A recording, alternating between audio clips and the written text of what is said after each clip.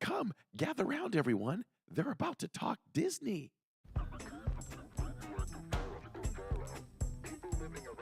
I am still so confused as to whether I'm going to eat at Connections or Creations. So the only way I can keep them straight is I have to think, okay, well, my mouth connects to my stomach, so I guess that's Connections.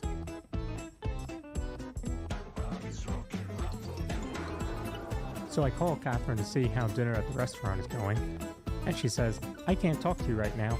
I'm talking to Mickey. So I'm like, okay, here's the big cheese. I get it.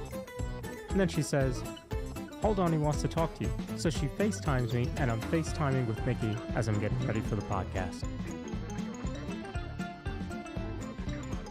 I don't understand why people spend hard-earned money on a Mickey ice cream sandwich in the parks. I mean, we literally all have ice cream sandwiches in our freezers at home. We don't have Mickey bars.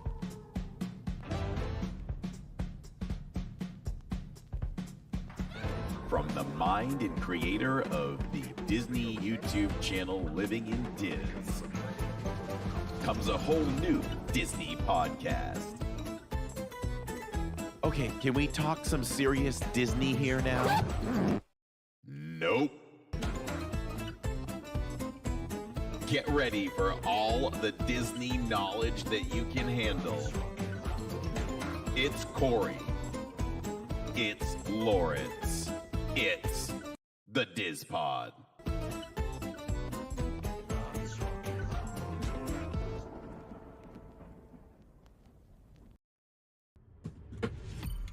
You are now listening to a member of the Disney Podcast family. Head over to Disney Podcast Family on Instagram to see all the latest posts for this show and links to other great Disney podcasts. Hello and welcome everyone to the 68th edition of the DIZPod. Very good. How about that? Woohoo! It only took me 68 times to do it, but I did it. Don't count on me doing it next week, though. No. I can't guarantee that at all. So welcome to the live edition, October 22nd, 2024, Lawrence. Maybe right. I'll start saying the date. I can't get that wrong. It's right here on the monitor. I would probably that. date. Well, you might have to fix that monitor of yours. I mean, you ever have a computer that has the wrong date? I've seen it. Less weird. You gotta go into. I think it's set by the world clock or whatever, but yeah. Yeah. Sometimes I look up that clock that's you just Google the digital clock and the digital clock comes up. Mm-hmm. You know when I use that? This is my secret. This is pro tip 685, everybody. It is when you wake up in the morning at 6:57 to get Tiana's Bayou Adventure. You look up the world clock and you watch it tick down or tick up. And at the appropriate time, you jump over to the My Disney Experience app and you tap away so that you can get group 1 on Tiana's. I have never used that in my life. Really? Yep. Have you ever gotten group 1?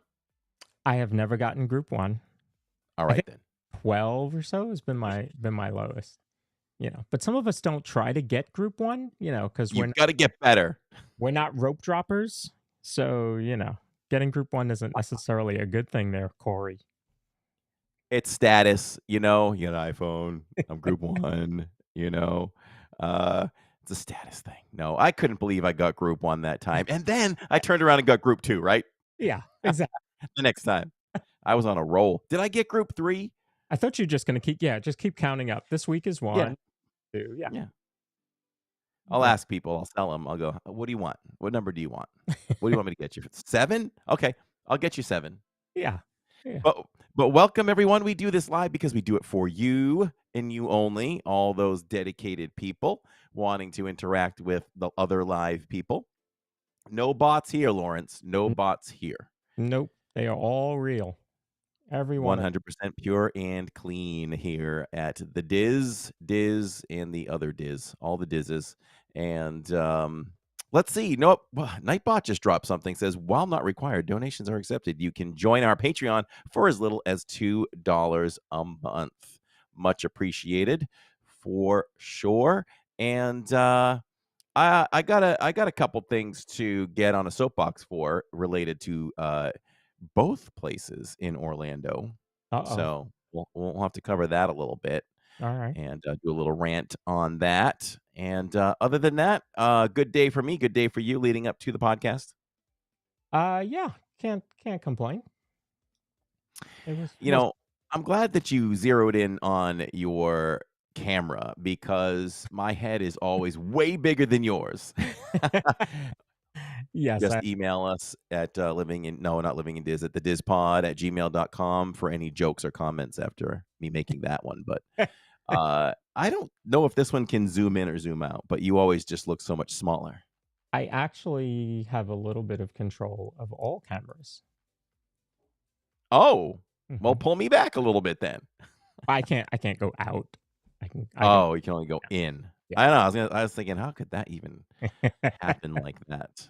But weather's been good. We're heading into for Orlando weather, parks weather. We are heading into the beautiful season. Everybody, we're looking at.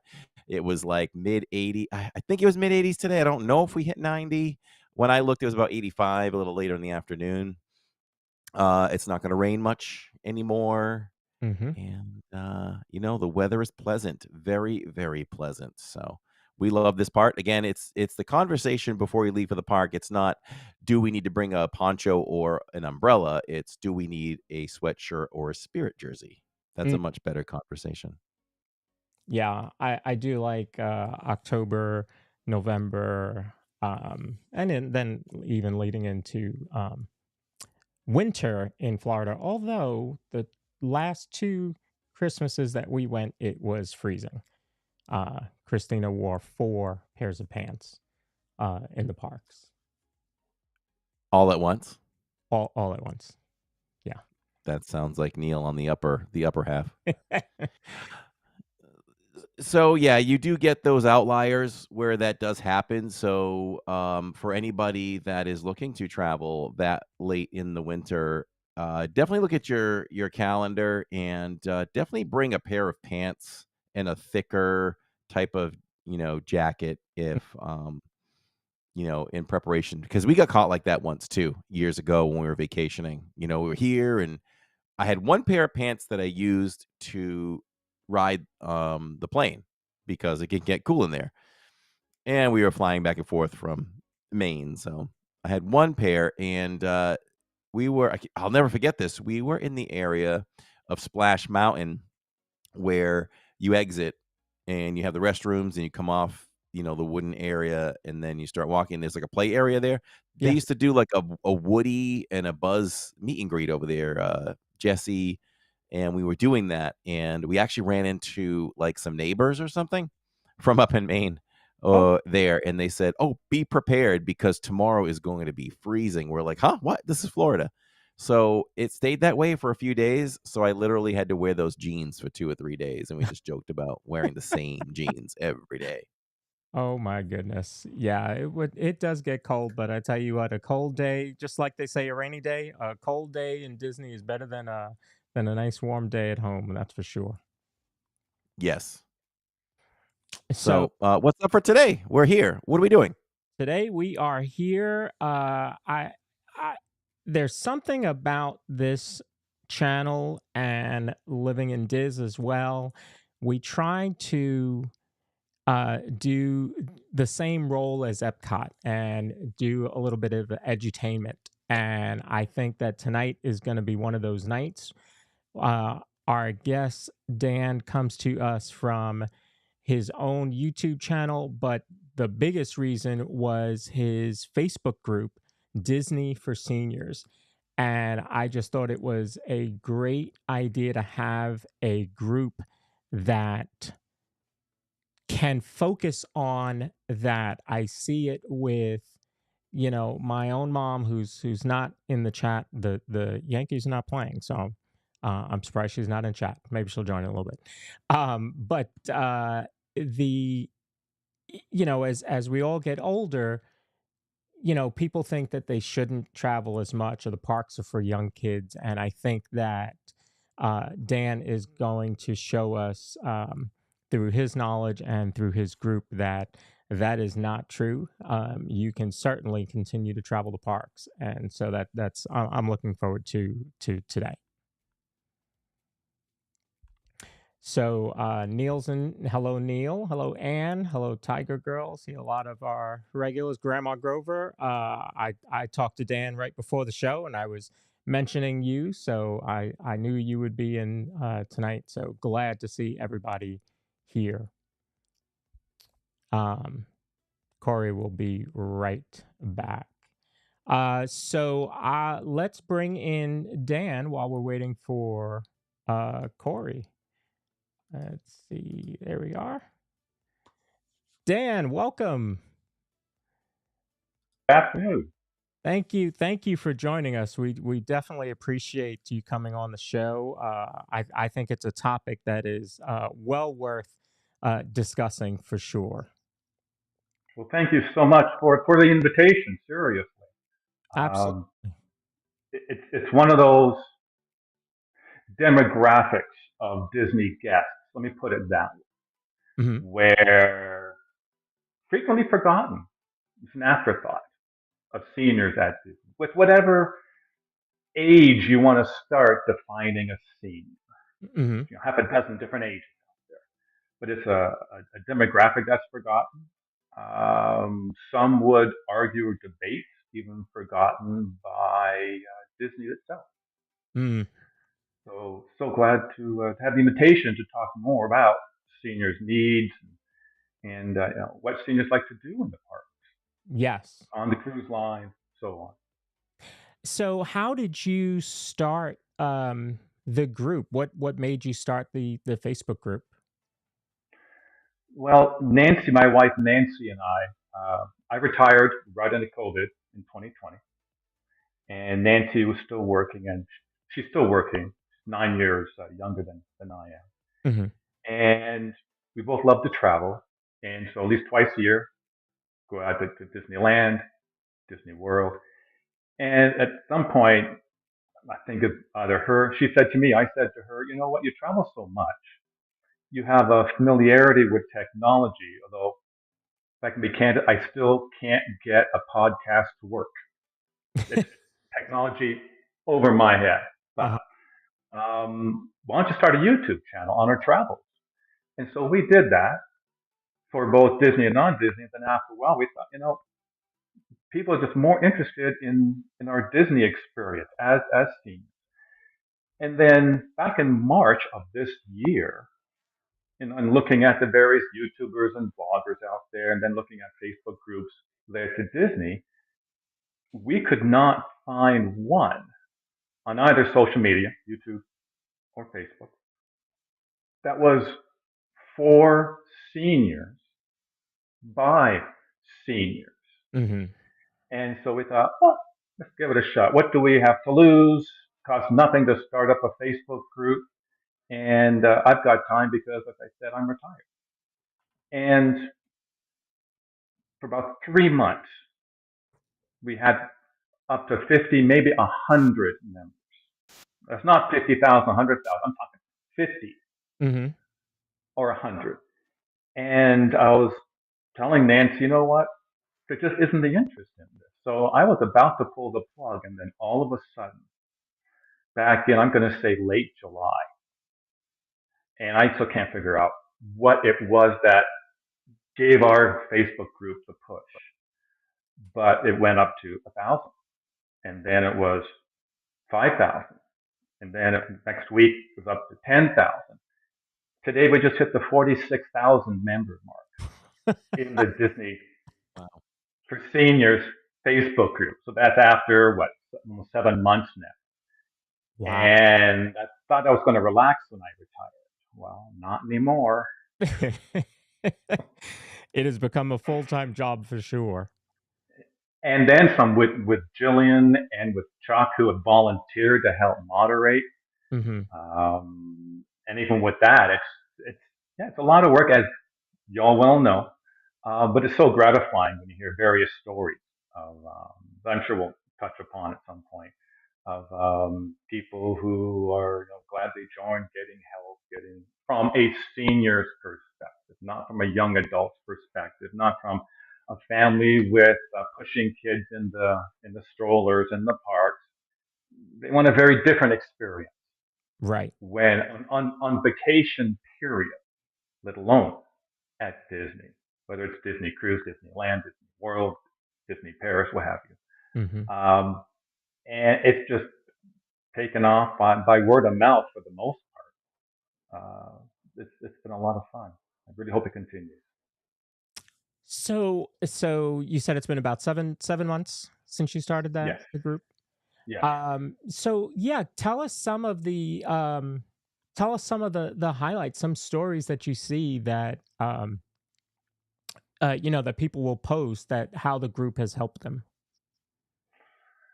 Well, we're frequently um, getting posts such as, I love going to Disney. I've loved it all my life. But at my age, I felt like I'm the only one.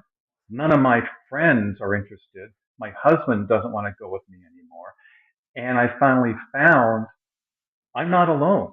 There are thousands and thousands of others like me who enjoy Disney, who love Disney, who appreciate whether it's Disney's famous for its detail Hmm. in everything, the parks, the resorts, the attractions, the restaurants, just the attention to detail that Disney provides. And so we then they then go back to the park, and at our advanced age, we are reliving our childhood memories. Where if it's say in Disneyland and they see the Matterhorn, you know, they would save themselves and they would then repeat it on a post or a comment or just a private message to myself. I saw the Matterhorn or I saw the teacups, and I'm just thinking about when my mom took me, Right. and they will post pictures of back in the day when their mom, dad took them, when they're there with their cousins and their family. And it's that type of experience that goes well beyond a theme park. That you just can't sit in a chair on a roller coaster and go.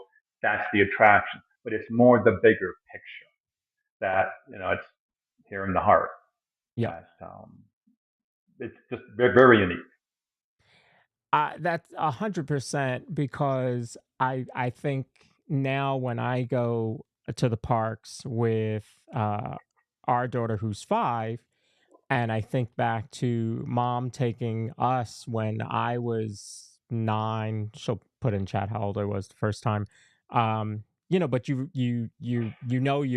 putting you know that you're creating those memories for them. And now on the opposite, now mom has come with us I think 3 times in the last couple of years to the parks, and now we're creating different memories. She's creating memories with her granddaughter and her grandsons, and we had a huge family trip with there were 18 of us, and we were able to do that together and create those memories. So yeah, I think it's more about the memory and the nostalgia than being able to get on Space Mountain or Seven Dwarfs Mine Train, that really creates that atmosphere. I mean, Walt Disney himself expected the parks to be for everyone, a place that everybody could enjoy of all ages. And so there's different things that maybe you don't do the same, you don't operate the parks the same way as you did when you were in your 20s or 30s, but you still can enjoy them. Oh, absolutely. We just did a poll last week in our Disney for Seniors Facebook group where we asked, at Disneyland Resort, which of the two are your more favorite park to go to, Disneyland or Disney's California Adventure? And it was 4-1 Disneyland. And that surprised me a little bit. But the reason time and again was because we asked people, make your selection, but then the comments state why, give your reason. Yeah. And it was for the nostalgia. Yeah. And more than one said, well, that's Mr. Disney's park. Another one, I can feel Walt there. Mm. And that's huge.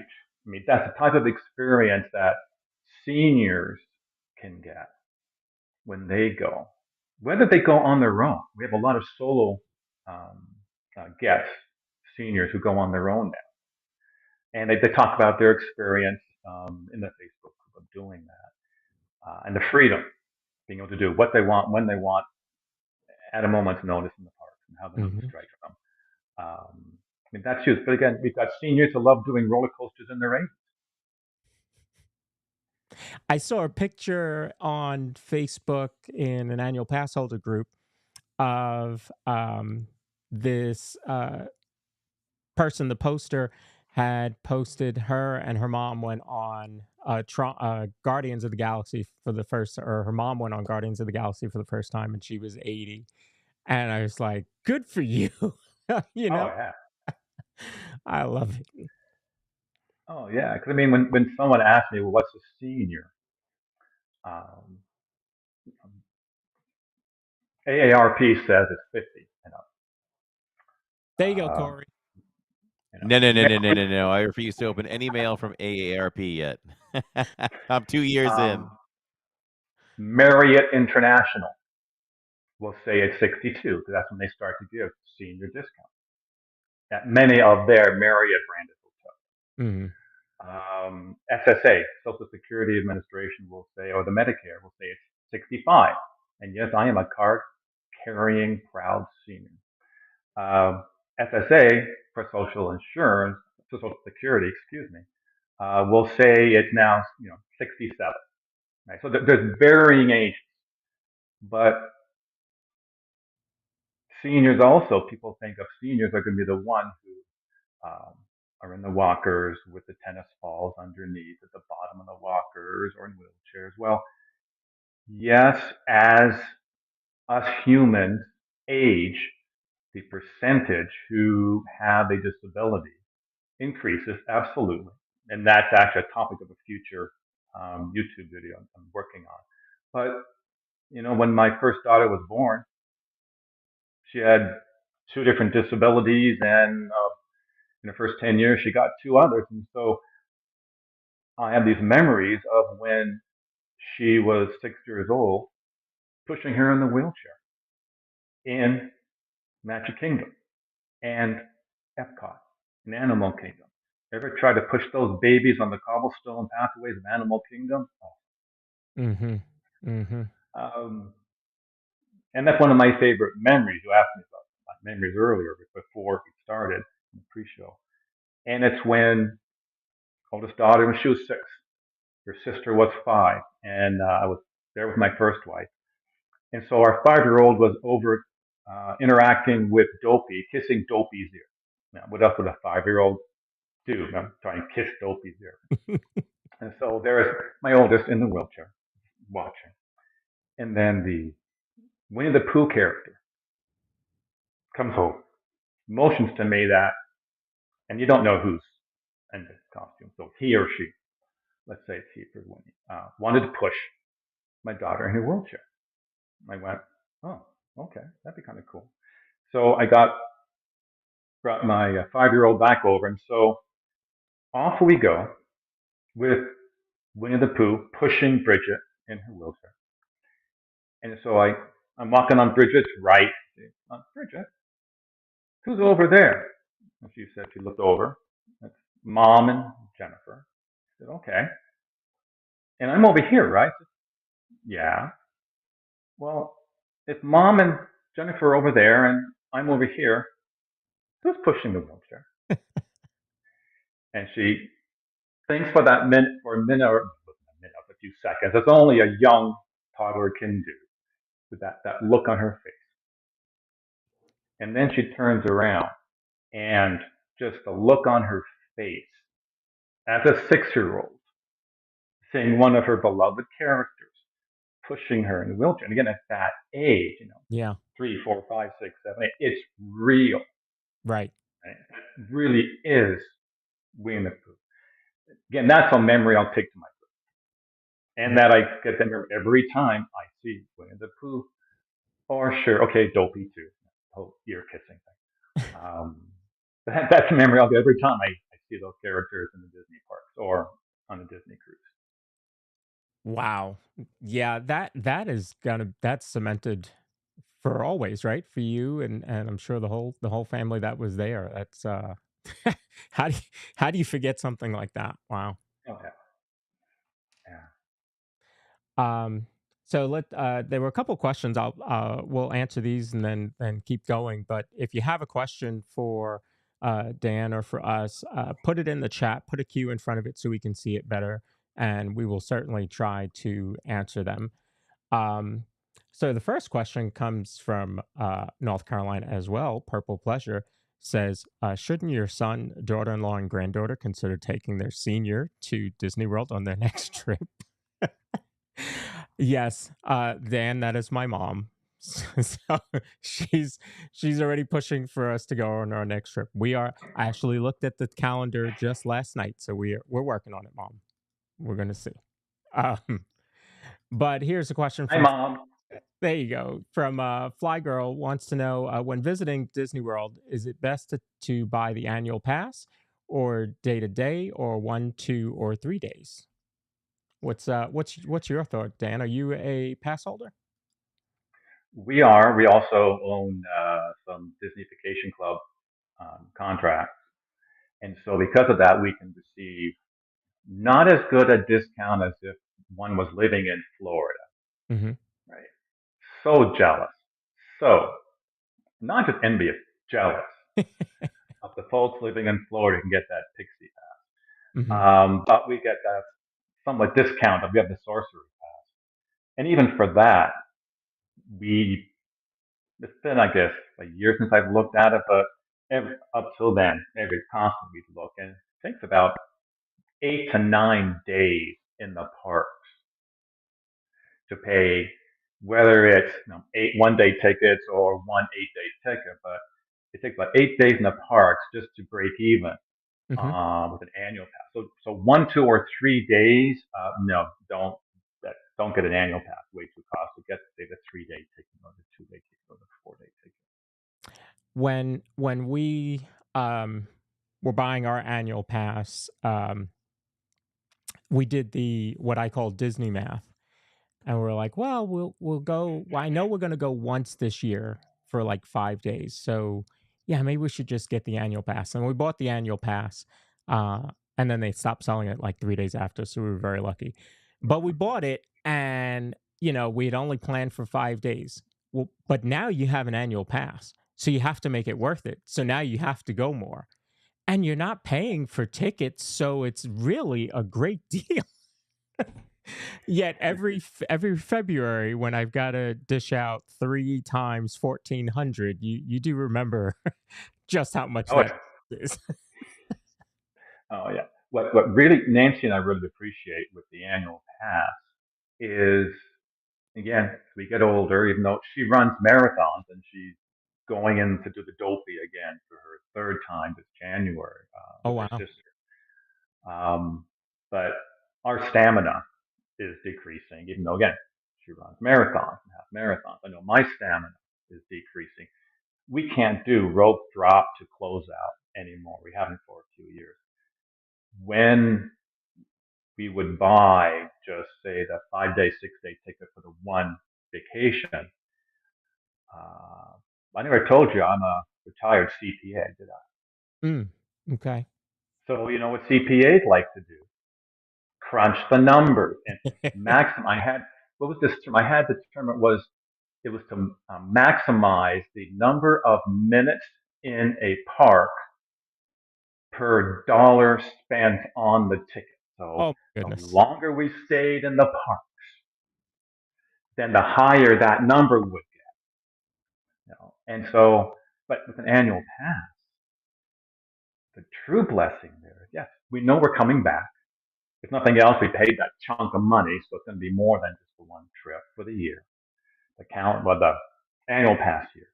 But if we're not going to sleep in the morning, yeah, we'd go for rope drop. We're back at the resort by 12 or 1 o'clock. And then we may go out in the evening to the same or a different park. because again, you can hard copy, as you know, with an annual pass. And but I'm not fretting about it. I don't have my pocket calculator out or my imaginative pocket calculator out here trying to figure out that number, that quotient, because it's money already spent. We're going to come back, and it just make it more relaxing and memorable experience. And so, if Tower of Terror is down the day we're there, we'll be back. I don't have to worry about it. Right. If the Matterhorn is under refurbishment at Disneyland, like, okay, well, it's disappointing because we don't go to Disneyland as often as Disney World, but we'll be back. So that's an added benefit that you can't put a price tag on that, but you can on the whole cost, lumping it all out. Yeah, that is certainly true. When we bought our annual pass, not the first trip that we used it, because the first trip it was that big family trip of 18 people, and that was just frantic. But after that, you start to take the days in the parks a little differently as an annual pass holder, because, like you said, you know that you'll be back. So if you don't get to see something this time, you don't get to ride something this time, you know you'll be back. Hopefully, with us, it's about every 10 weeks or so that we go back. Oh, wonderful, Yeah. So wonderful. it just we look at the parks a little bit differently. You know, my daughter, our daughter loves to do the scavenger hunts in Epcot, and Mm. so we take the time to do that with her. Had we not been annual pass holders, do you think I would take time to be doing a scavenger hunt in Epcot? I'd be getting on Guardians and soaring, bouncing around as quick as you can. But you can take the time to really enjoy the park. So for that reason alone, I love being an annual pass holder. Yeah. Or even at the Food and Wine Festival, um, taking in, going from booth to booth. Although my Yeah. first time at the Food and Wine Festival, about 2 weeks later, when we're back home, I got a 4-page, 3-page credit card bill. Those $5 here, $6 there, the different booths. They all, I'm going, oh yeah, right, yeah. Yeah. Oh, But that's where that was. That's right. yeah, Crunch the but the numbers. the Flower and Garden Festival is one we really like because you can take your time and just enjoy all the plants and the flowers. It's when Epcot is at its prettiest, Hmm. and just you know grab a drink, whether it's at the open area at Rose and Crown, for example, and just sit out there. And I've learned that my new love Guinness beer is meant for those lazy afternoons. Not when you're in a hurry, you just got 15 minutes and go, but those lazy afternoons, not to plug that beverages, but because it's got hardly any carbonation in it. It's not like American beer. It's not like a lager.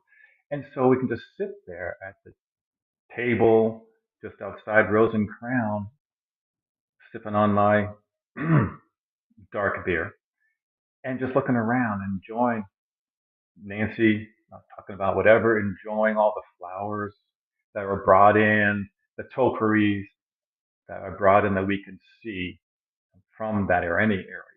And again, if you didn't have an annual pass, okay, that ratio's getting low, Dan. You gotta, do something. That's right. So, what's your favorite festival? It's a tie between Flower and Garden and the International Festival of the Holidays. This is going to be our third year in a row going back Thanksgiving week. Mm. Now, when I mentioned that to the folks in the Disney for Seniors Facebook group, I got a lot of comments saying, who, when they're a senior, would go at one of the busiest times of the year? Well, Nancy works, so we gotta take our time. But and our annual passes don't allow us in the park after Tuesday of Thanksgiving week. But just walking around, resort hopping, for example, where when was the last time we really went to Grand Floridian and just hung out in the lobby of the main building with the gingerbread house Mm. that's built and all the decorations? Or, you know, Corey and Lawrence, have either of you spent any time at the Wilderness Lodge lobby when it's dressed up for Christmas? You have Yes. to. It's one of the favorite things for us to do as annual pass holders and locals, where we like to visit all the prettiest lobbies. So, yes, Wilderness Lodge is one of them. Of course, you already mentioned Grand Floridian. That one is just amazing with the how huge that tree is, and the gingerbread house, like you said, and all the snacks.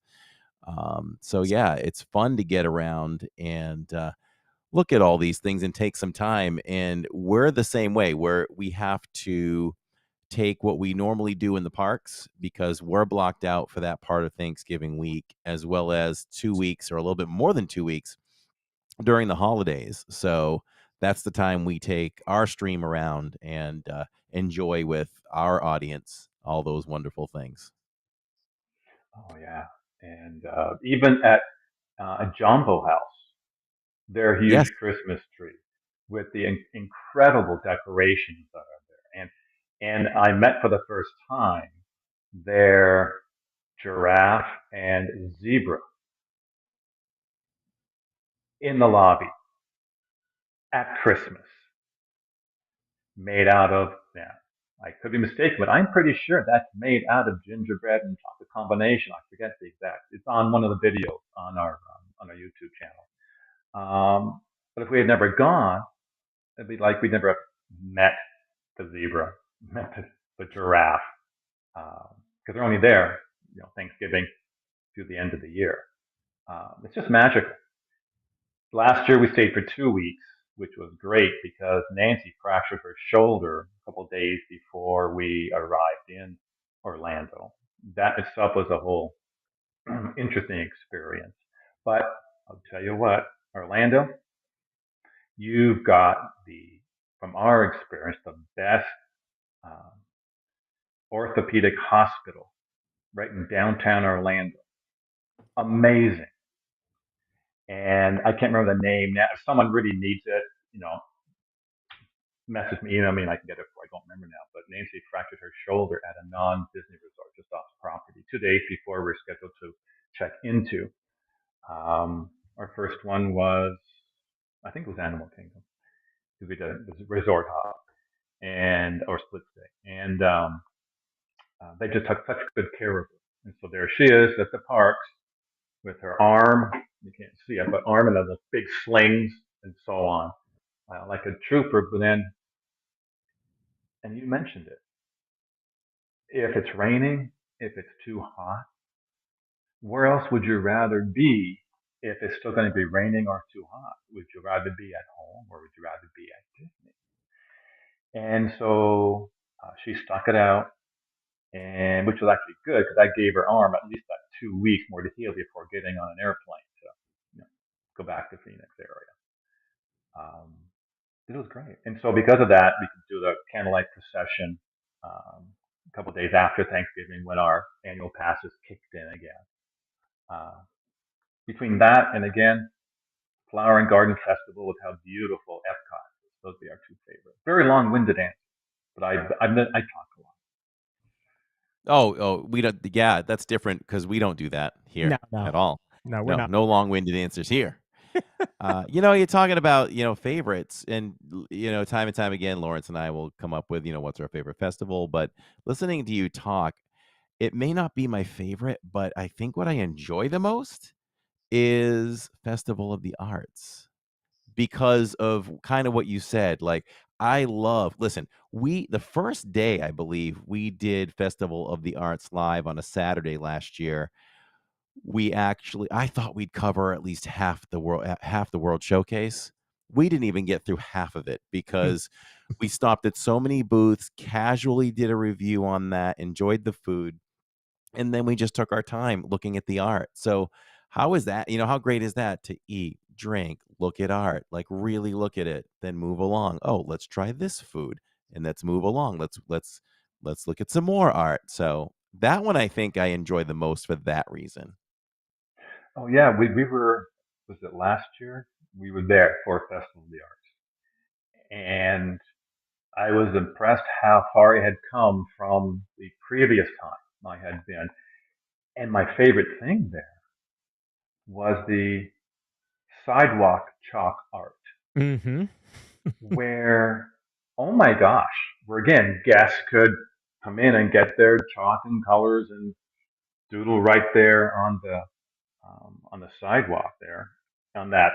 And I forget its proper name, but it's the walkway between what used to be called Future World and then to World Showcase. So that bridge. And there was one gentleman, incredible artist.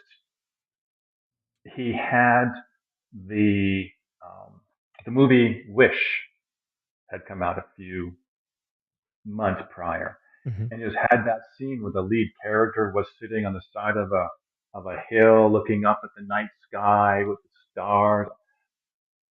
Unbelievable! How incredible that was. So yeah, I mean they're all great for different reasons, provide different memories, different experiences. Yeah. Yep. The I think Festival of the Arts is probably our favorite because there's variety. You know, obviously Food and Wine is focused on food and wine. Um, but with Festival of the Arts, you have performing arts, you have nice sculpture. I don't have them here. Oh, Catherine has them upstairs in her studio. She has a little Mickey and I think Goofy figurines that we bought at the Festival of the Arts. But then you have all this food, and it's so well decorated. I Hmm. think Epcot does a great job with all the festivals. What's your favorite park? It really is a tie between Animal Kingdom and we both really enjoy the animals. Um, everything, whether it's the Kilimanjaro Safaris ride, which is always it's always different, to the shows that are there, the Festival of the Lion King, the Finding Nemo, it's called Finding Dory now, I forget. Oh, the Big Blue Sea, the Big Blue Ocean, I forget the proper name. Yeah. So we enjoy doing those and just walking through the various discovery trails. Where every time it's going to be different. The same gorillas are not going to be sitting in the same spot doing the same thing. We walk into a falls, or the birds, flying around. There's the ones that like to build their nest from underneath, which is pretty cool. Mm-hmm. Um, and then for us, when we are not rushing from one attraction to the next, absolutely, it's a full day. And that's even if we didn't hit rope drop to get uh, the flight of passage. It's still a wonderful, wonderful experience. So you said you are DVC. What's your home resort? Our first one was Saratoga, and then Smollett, Poly, and then Boardwalk. Uh, we're very fortunate that we're able to have as many as we do. It's been our retirement plan so that when Nancy does become retired, then we can spend a lot more time in Disney World, not just a week, 10 days, 2 weeks here or there, but spend half the winter. So we're slowly building up purchase of DVC points. Um, Wow. yeah, I love Alani, but we don't own at Alani. But we've been there at the 7 month mark, able to find certain sweet spots of studios or one bedroom. Uh, I like Yeah, them all. Alani's beautiful. Alani's beautiful. Um, Boy, Nancy sounds like she's trouble. She really holds you back and causes a lot of trouble over there. I'll make sure she watches the replay because again, she's working right now too, the other part of the house. Oh. Ah, okay. Don't know you, Nancy, but we love you. Maybe we'll see you in the park someday.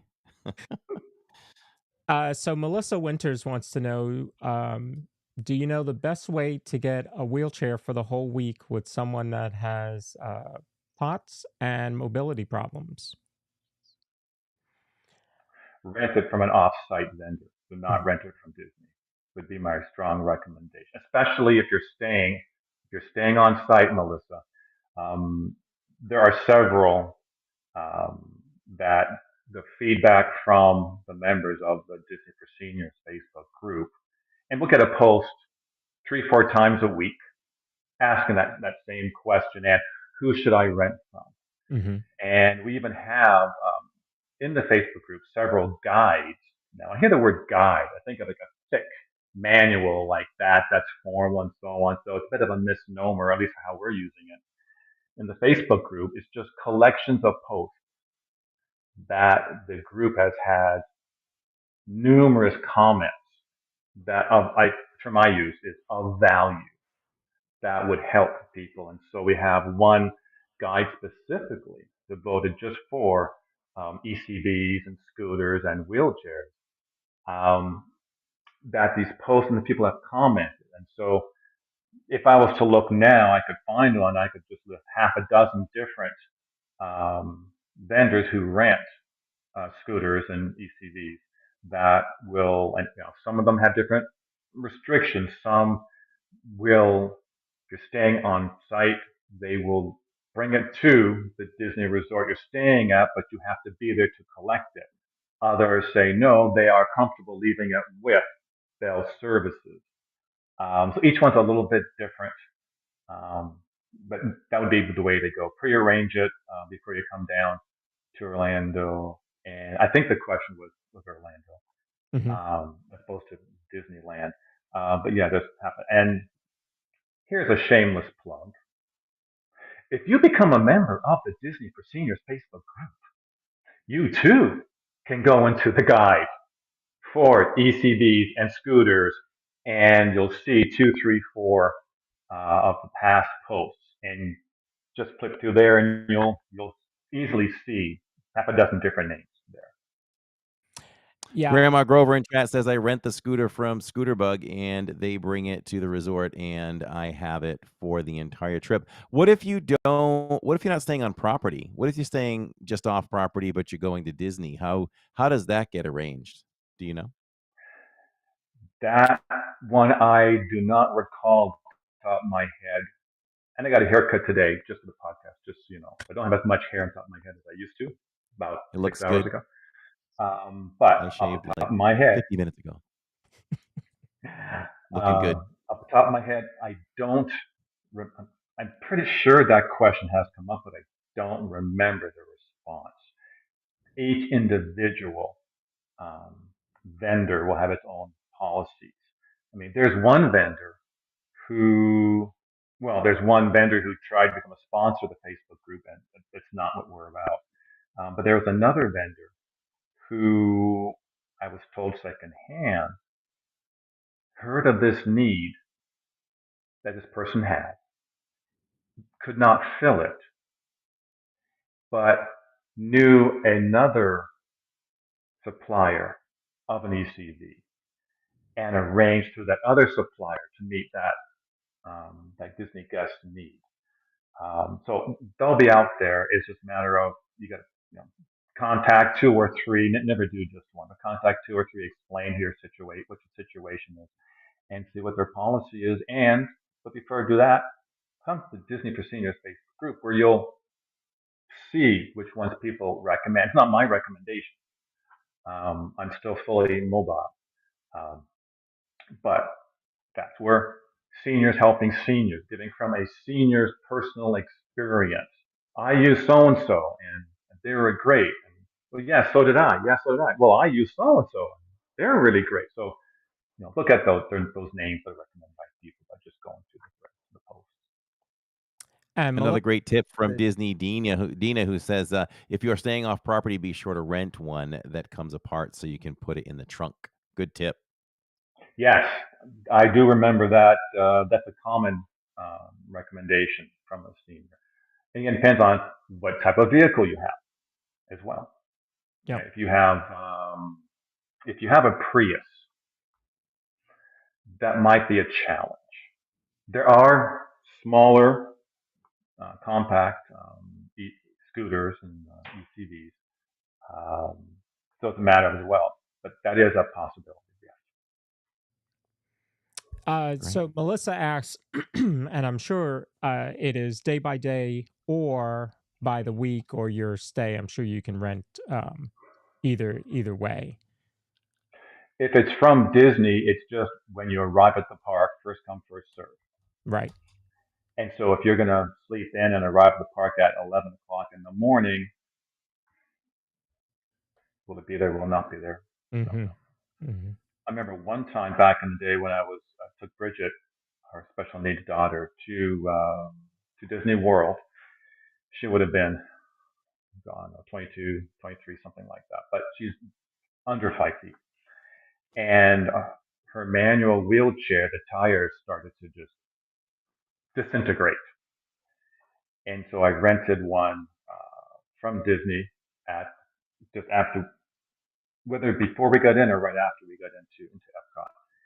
And at that time, all they had were the hospital type wheelchairs. One size does not fit all. It's just one size, and it had just on the seat. There was no cushion on the seat. It was just like a sling. So it's Yeah. a true hospital type of wheelchairs, and her legs didn't touch the pedals and so on.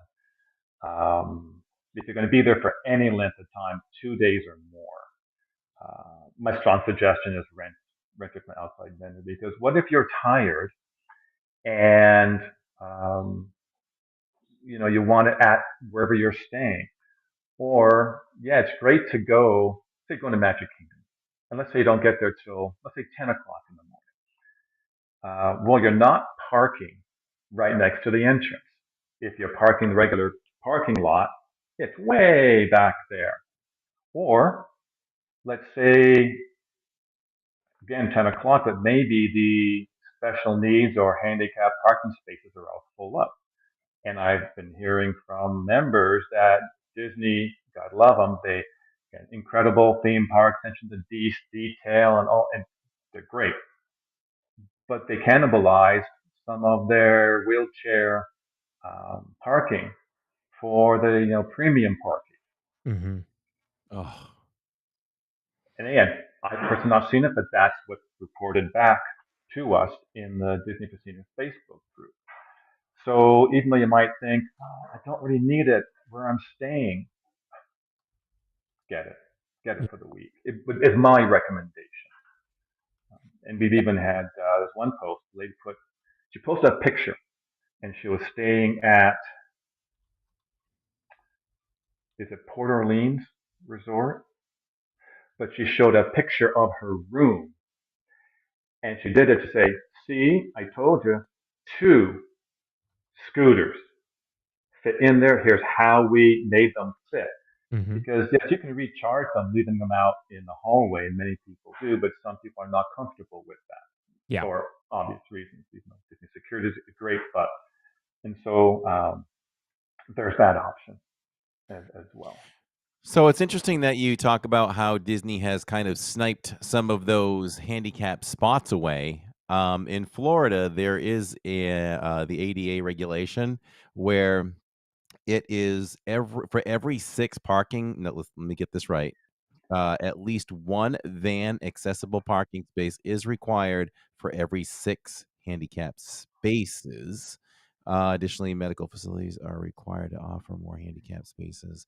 There's a ratio, so hopefully they're going by the proper ratio compared to the amount of parking spots they have. Mm. Well, first, I didn't say it. That's what was reported by the members in their comments. So Sure. don't start getting a lawyer to sue Dan. Ah, this is a B, safe place. what you just read, what I heard was there needs to be X number of wheelchair, vans. Oh, van accessible. Yes. Mhm. Thank you, van accessible, Yes. not per parking stall, but per handicap parking spot. Right. That's what I heard. Did I mishear you? No, yeah, no, you heard that correctly. I was Okay. looking for, So because there yeah, should be in every parking lot, like if you have 100 parking spaces in a parking lot, You're supposed to have an X number of handicap spots, is what I was looking for. Yeah. Actually, I'm gonna write that down. I'm intrigued about Yes, what that is. I had to do I had to do a report on that in college. So it was a while ago, but I wanted to look it up because I wanted to see if that was valid in Florida as well. But I think it's a national thing. I think it's regulated. Mhm. So, I'll say, um, mom went with us the last time she went was New Year's Eve.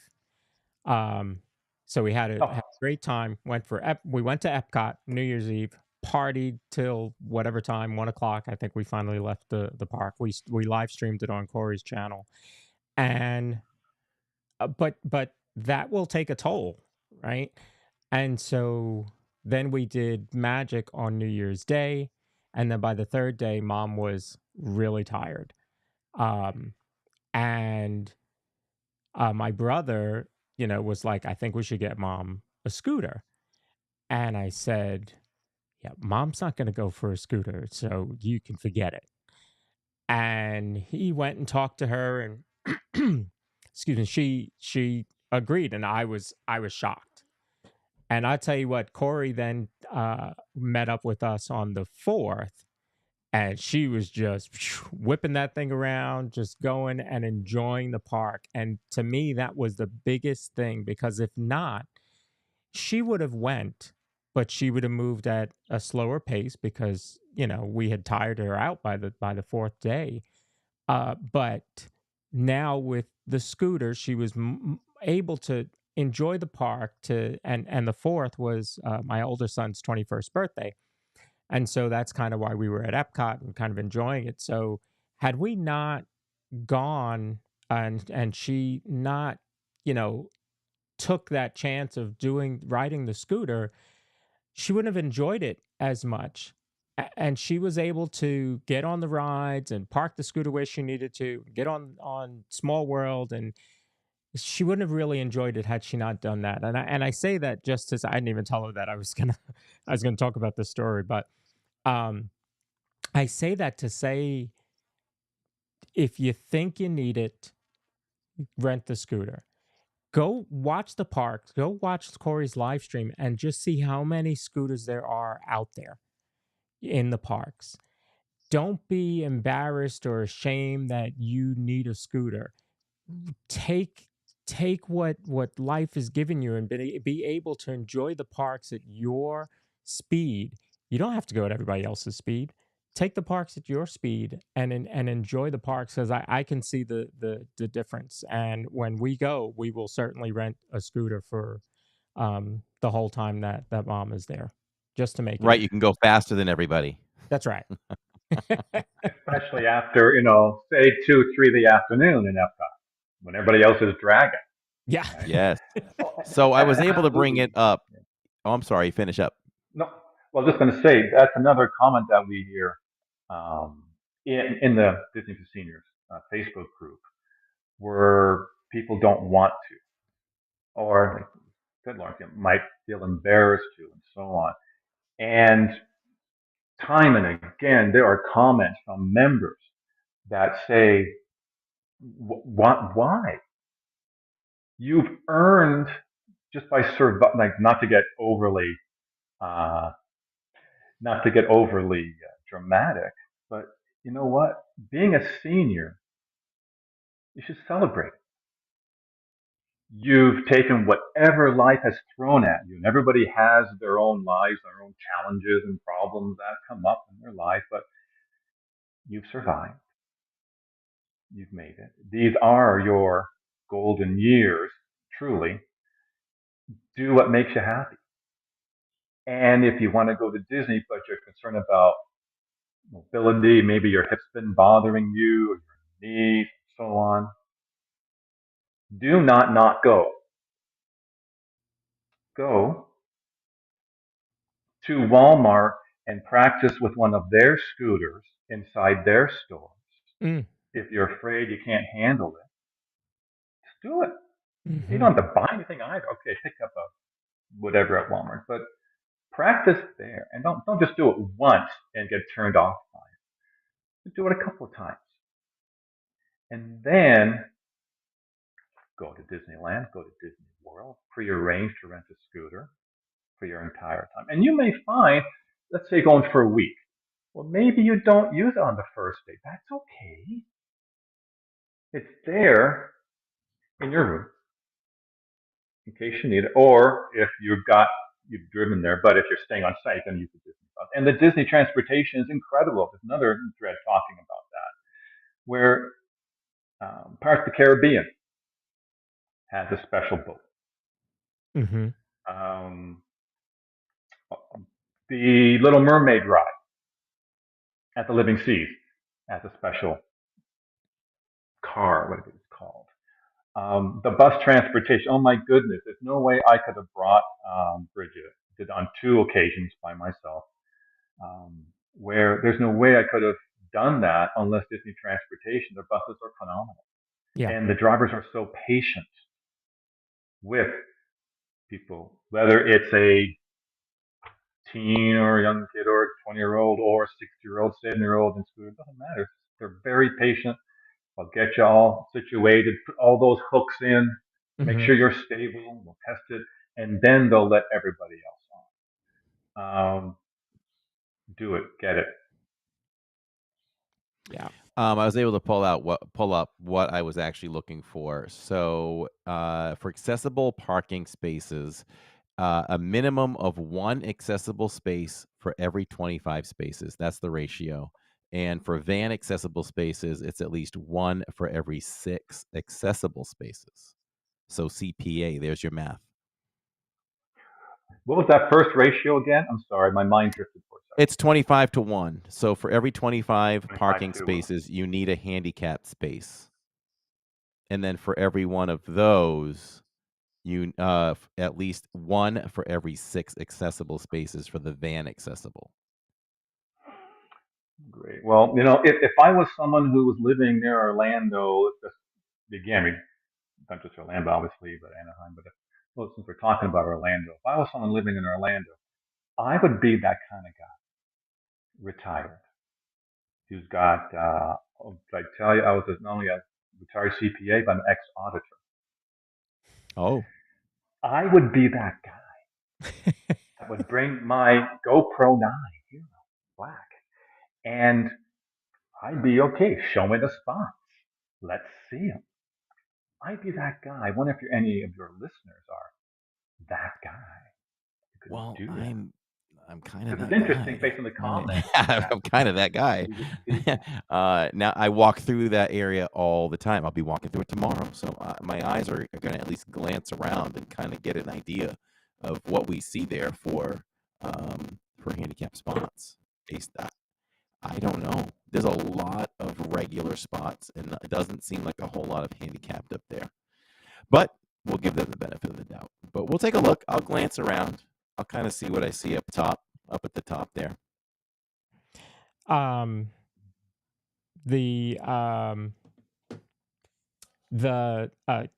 Grover brought up the point about the Skyliner, because with the Skyliner, you just kind of roll in. They've got the cars that don't move, and you can roll your scooter right in, and then it takes off. So it's nice and easy. The boats I think are the same way. They're all pretty accessible. So yeah, all Disney transportation, like you said, do it. It's so worth it. So worth it. So what's your favorite ride?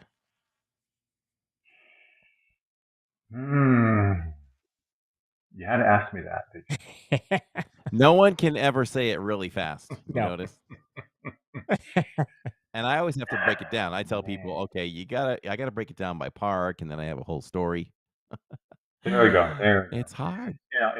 If I had to I actually asked our seniors Facebook group, where I would say something like, all right, we are going together to Disney's California Adventure. as a group, but we're not going to be back, any of us, for 5 years.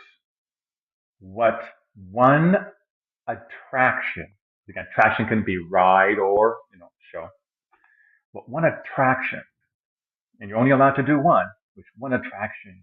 And we've got some hilarious answers. People refuse to take the bait and refuse to say just one. I can't. I can't do it. There's just so many. And I like the shows as much as the ride type attractions. Nancy did get me hooked on rock and roll roller coaster the past several years. I'm not a big roller coaster fan. And I'm scared of heights, so it even took me a long time to use I call them gondolas, but, you know, Yeah, skyway. I think that's what they call them, gondolas. Yeah. Sounds like Nancy Yeah, keeps you young. she does. But there's no way I can catch her because, again, she runs marathons. Again, she's training right now. She did a half marathon on the weekend, and she and his friend, who's also a Disney fanatic, who's younger than her, and this lady's daughter. Again, I won't mention their names on the air just in case they don't want me to. They ran a half marathon locally in the greater Phoenix area, but because they're preparing and training for the Dopey this January, and for those who are not familiar with it, the Dopey is a Disney World thing. And it's where on 4 consecutive days you're on a 5K, then a 10K the next day, and then a half marathon the next day, and then a full marathon on the fourth day. Mm. So there's a name that comes to mind for people like that. I'll verbalize and say they are incredible people, and God love them. I wish I had the stamina, quite an accomplishment. Yeah, but Nancy and this lady and this lady's daughter, late teens, early 20, I think 21, they did the half marathon, 13.2 miles. But because they're training for the Dopey, before that, they ran 2 extra miles before it even started. So I can't keep up with them. I've done one marathon. It was at Disney World. It was in 2022.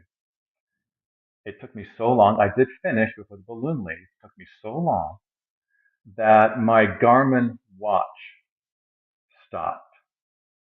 And it stopped because you can track it and have them. I wanted it as a souvenir to frame it, a map of my route doing my one and only marathon. And it stopped just after I got out of Hollywood Studios going towards Epcot. So it stopped like at mile, I don't know, 24, something like that. That's how long it took me. It took me under 7 hours. Mm. Yes, one and done. Thank you very much. Thank you. So I have put the link in the chat for the Disney for Seniors Facebook group. If you're interested, go over there, sign up. Now, what I will say about this group is that it is a very well, clean run group. So there are some rules that you need to adhere to.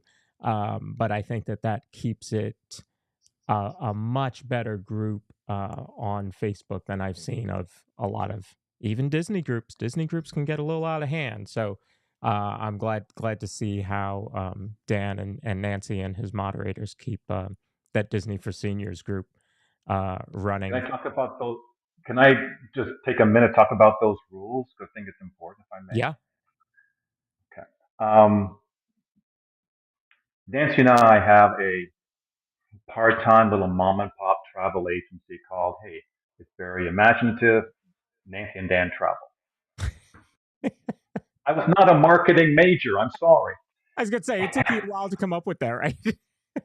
Oh, yeah. And so, from day one of our operating principles is that long way to get around to it. No politics.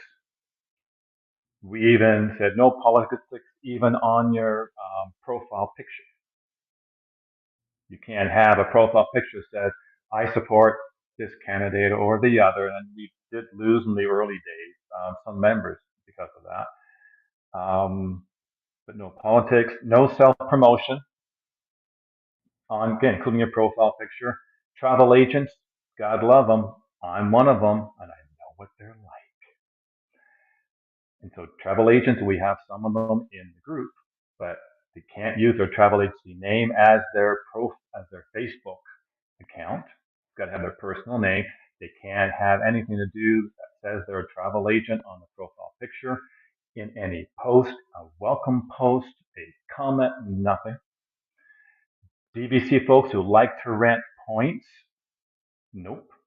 So for all of those are zero tolerance rules. Mm-hmm. To say I'm a Medicare card carrying senior, I don't have the patience anymore for garbage. And that's why it's zero tolerance. It's not three strikes, you're out. No, it's like you're gone. It's just life's too short. If you're part of any Facebook group, you're responsible for reading the rules. It's on you. It's not on me. And so to the extent that because we don't allow travel agents to say, hey, I can help you, send me a message to any post or anything.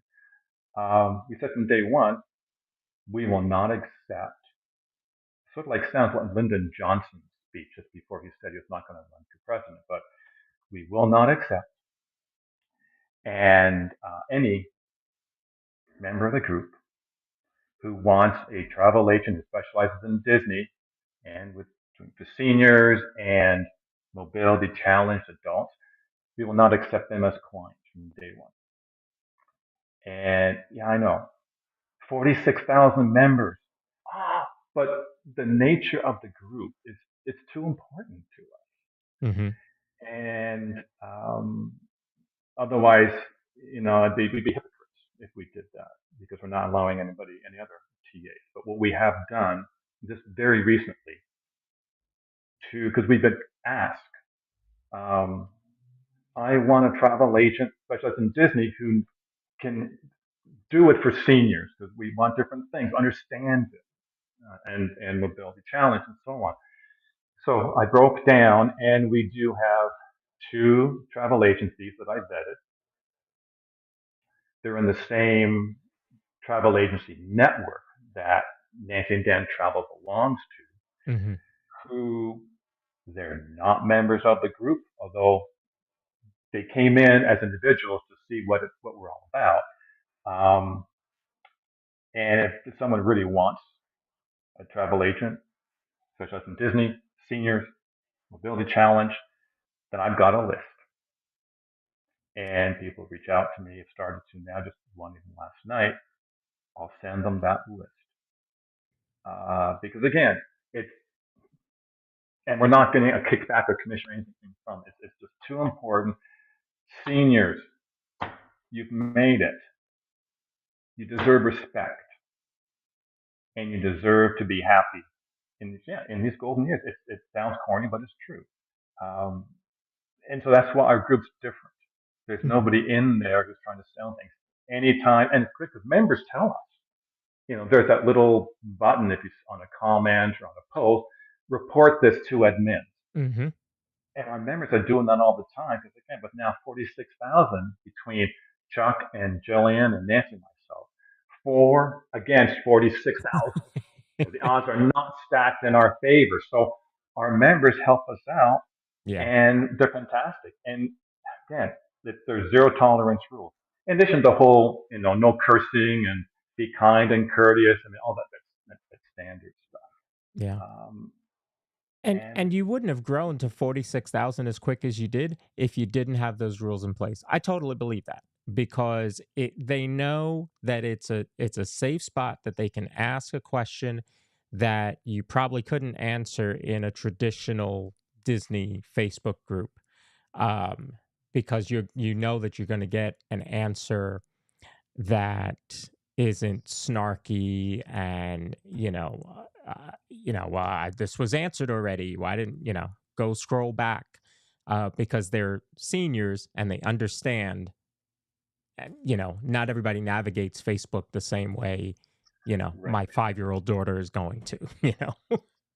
Right, and the answer is coming from a senior's perspective, right, as well, where anybody who's under 50 now, I call them youngins, right? But so a youngin will say, just do this and move on, or won't get it, won't has not gone through at say a Disney park, and even if it's say 2 days,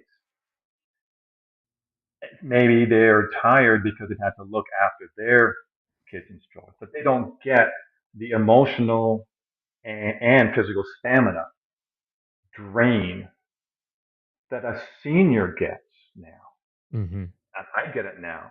Nancy gets it. She's not, well, again, depends whose definition she's a senior, but she doesn't have her Medicare card yet.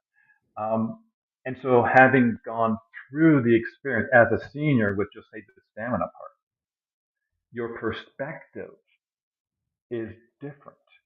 And so the answer and the recommendation you're going to give in the comment will be different. It'll be more, and I'm a believer in this, it'll be more in tune and more appropriate for what a senior really wants and needs, what will really help. Mm-hmm. And so that's why we even have non-seniors in the group, but they say, I'm going on a multi-gen Disney vacation to Disneyland Resort and such time. And I'm bringing my parents and my grandparents, so full like 4 generations, which is fantastic. It's just so blessed. But they come into the group, say, I need to know how to make this the best vacation for my mom or for my granddad. And so they come into the group and they might not post very much or comment very much, but they're just absorbing, seeing the comments on the posts Mm-hmm. of people who are giving the advice. It's really is wonderful. It really is. And so, also, I want to talk about your YouTube channel, which is called Nancy and Dan Travel to Disney. Tell us a little bit Again, about that. very, very imaginative, right? I wonder where this channel's going to show us. Where are they going to travel to? Yeah. And who's doing it? Right. Nancy, or Right. Who are the hosts? um, We have no idea. and so again, I started that channel 18 months ago, and also all of our travels, but there's just such a gap on traveling to Disney from a senior perspective, um, that we basically took all of our videos except one. People seem to like it.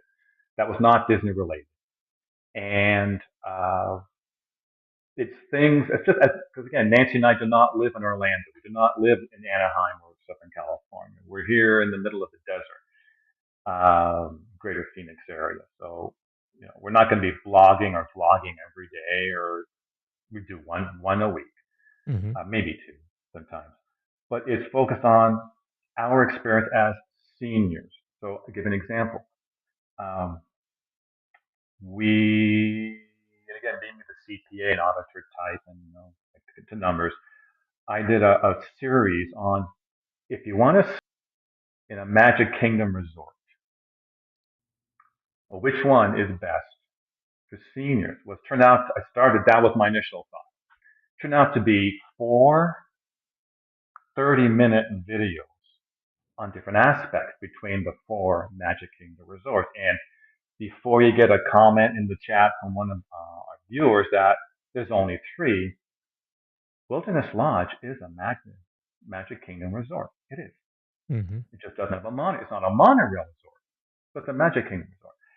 And so different aspects, just the objective. If it has 2 swimming pools, it has 2 swimming pools. You can't debate that.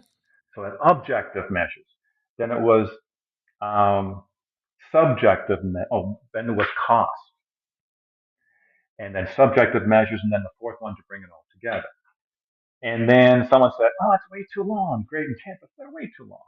Well, if you're a senior, if you're retired, you got time. But I then did a summary one that's about 10 or 12 minutes. I summarized all.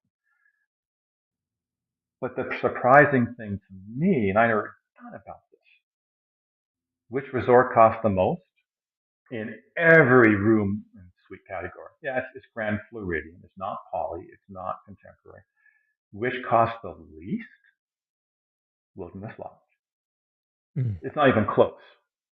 even though yes, it's Disney and Seoul, it's not inexpensive.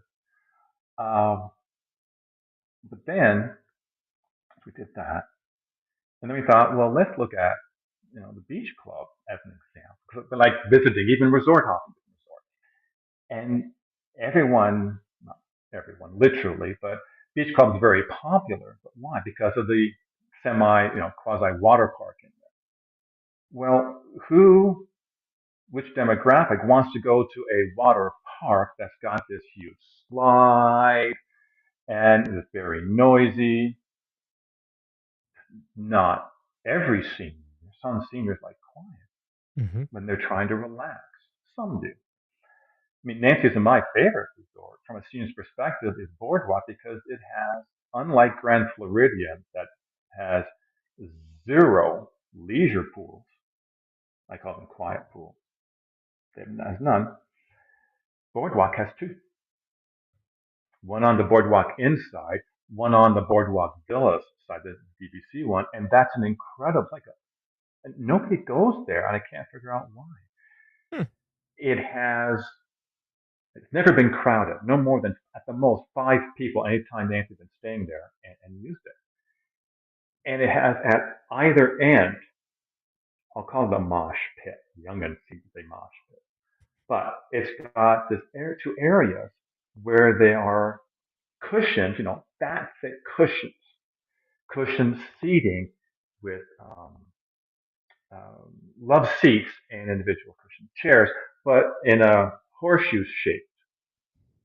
In addition to the standard, lounge chairs, Mm-hmm. and the trees in there are so huge that they give shade to most of the area throughout the day. It's like a hidden gem. It's wonderful. Now, yes, you can only go there if you're staying at the boardwalk.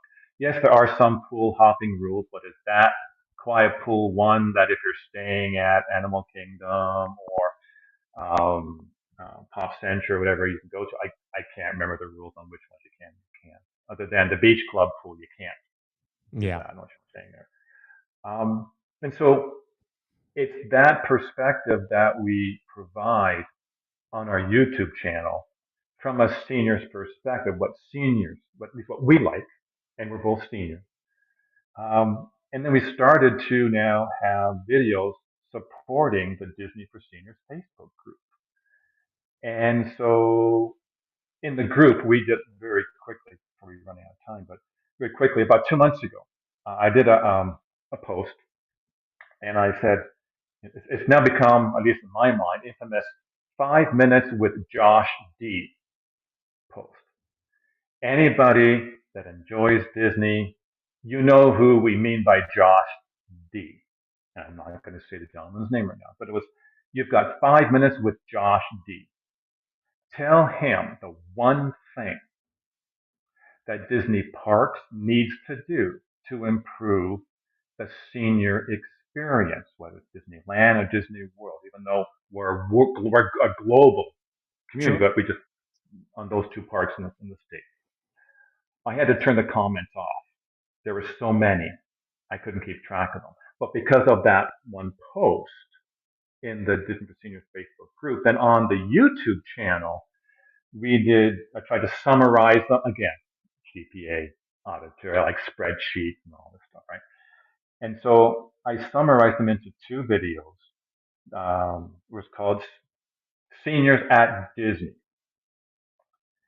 And the first one, again, for our tiny YouTube channel, again, we're tiny, I guess, and that's okay. But it has now 25,000, 26,000 views, which is like, jaw dropping for us. And I know some of the bigger ones get that like in half an hour, but that's okay for them. For our tiny channel, that's huge. It's been out for about a month now, I guess. And so we said, wow. And so we did another one that focused on the cost saving ideas that the seniors have. Everything from, at Shanghai Disney, there's senior discounts on park admissions. And Hong Kong, yep, it's there as well. Now, obviously, different ownership structure with those two theme parks. And yes, I'll say it, culturally, seniors are more revered than sadly they are in North America. Yeah. It, they just are. Now, people want to debate that. That's fine. We can do off camera, but that's been reality. But if it's possible there, why not in America? And so they had great ideas, and so we bundled it up into the second video, also called Seniors at Disney. It's about the money kind of thing. So our YouTube channel now is still our experience at Disney, including Disney Cruise. We've been on one, fortunate enough to be on one. We're going to be on the second one in January. But from a seniors perspective and supporting the Disney for Seniors Facebook group, so much so that we actually have a logo now. We just got a logo about 3 weeks ago. I know, they're just so busy. And so in the 3 weeks or 2 weeks, I forget the schedule, will be the first video that has the logo on the YouTube video. That's for the Disney for Seniors. And it's about the results of their polls. Trying, if nothing else, trying to encourage, hopefully there'll be a cast member who somehow stumbles into the video and finds it somehow. And maybe that cast member says, not all of these ideas are going to cost a lot of money. It'll be great PR, especially for Disney World that's got the big elephant in the room known as Epic Universe in May next year. It's going to draw some people away. Mm-hmm. And who knows, maybe that cast member happens to have as a contact in with, I don't know, at the C level at Disney parks or at Disney. Yes, I'm a Disney nerd. So as JP said, the character JP in one of my favorite movies, not just Disney, but favorite movies, Angels in the Outfield. Have you all seen that one? What does Yes. JP's famous line say? It could happen. So who knows? But yeah, so that's our YouTube channel from a seniors focus when Nancy and I are there and helping to support the Disney for Seniors Facebook group. Love it. That's a great idea. I want to go back to the senior discount. If you could,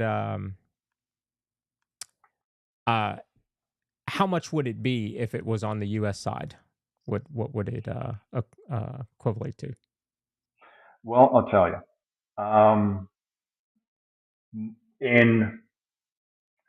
I've got an undergraduate degree in macroeconomics and finance, and so my macroeconomics told me you got to look at the big picture. Yeah, delve into the details. Mm-hmm. You got to look at the big picture, and the big picture says it doesn't matter. Disney has all kinds of celebrations in the two American resorts on both coasts. When was the last time, I'm going to get on my soapbox now? And again, Disney's fantastic. We love going there. It does so much for its guests and everything. Don't get me wrong. But when was the last time Disney celebrated seniors? Has there been just a senior day once in a millennium? Has there been a $5 discount off of the rack rate at a Disney resort, which I guess comes to nothing? Yeah. When was the last time there's been a senior park admission? It's easy to do. And Disney can say, well, the baby boomers, and this is in the videos coming out, actually came out last week, where I found a study that said baby boomers own 70% of the spend or disposable income in America. Okay, fine, whatever that is. But what about, and this term that I never knew existed until I did the research, there was this demographic group called It's one research called the silence, as in silent night, but the silence. And it was 75 and over. And the amount of spend that they have just plummeted from what the baby boomers have. Mm-hmm. Well, what's wrong with saying for this particular park admission, it'll be for those to 75 and up? Who's going to, yeah, people complain.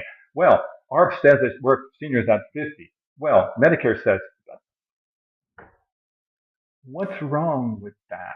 It's Yeah, the but respect. children are no Even if longer children after 9 in Disney. So, right? and so to answer your question, Lawrence, um, it doesn't matter. It's the respect, in my opinion, it's the respect that seniors are. Corey, when's the next time you're going to the park? Tomorrow. Do me a favor. Go into, and it doesn't matter what park it is, go into the Disney store. Take a picture of a t shirt, of a fly bag, of take a picture of anything in the Disney store that has the word senior on it. Could you do me a favor, do me a solid, and then email it to me? So you want me to look to see if there's anything that says senior on it? Yep, the word senior. Okay. Anything. Um, a sweatshirt. I can't remember what does Disney call the past few years with Jersey. cheer. Yeah, Jersey, yeah. spirit jersey. Is there a spirit jersey that has the word senior on it, as in celebrating seniors or saluting seniors? A Turvis mug or Turvis-like mug.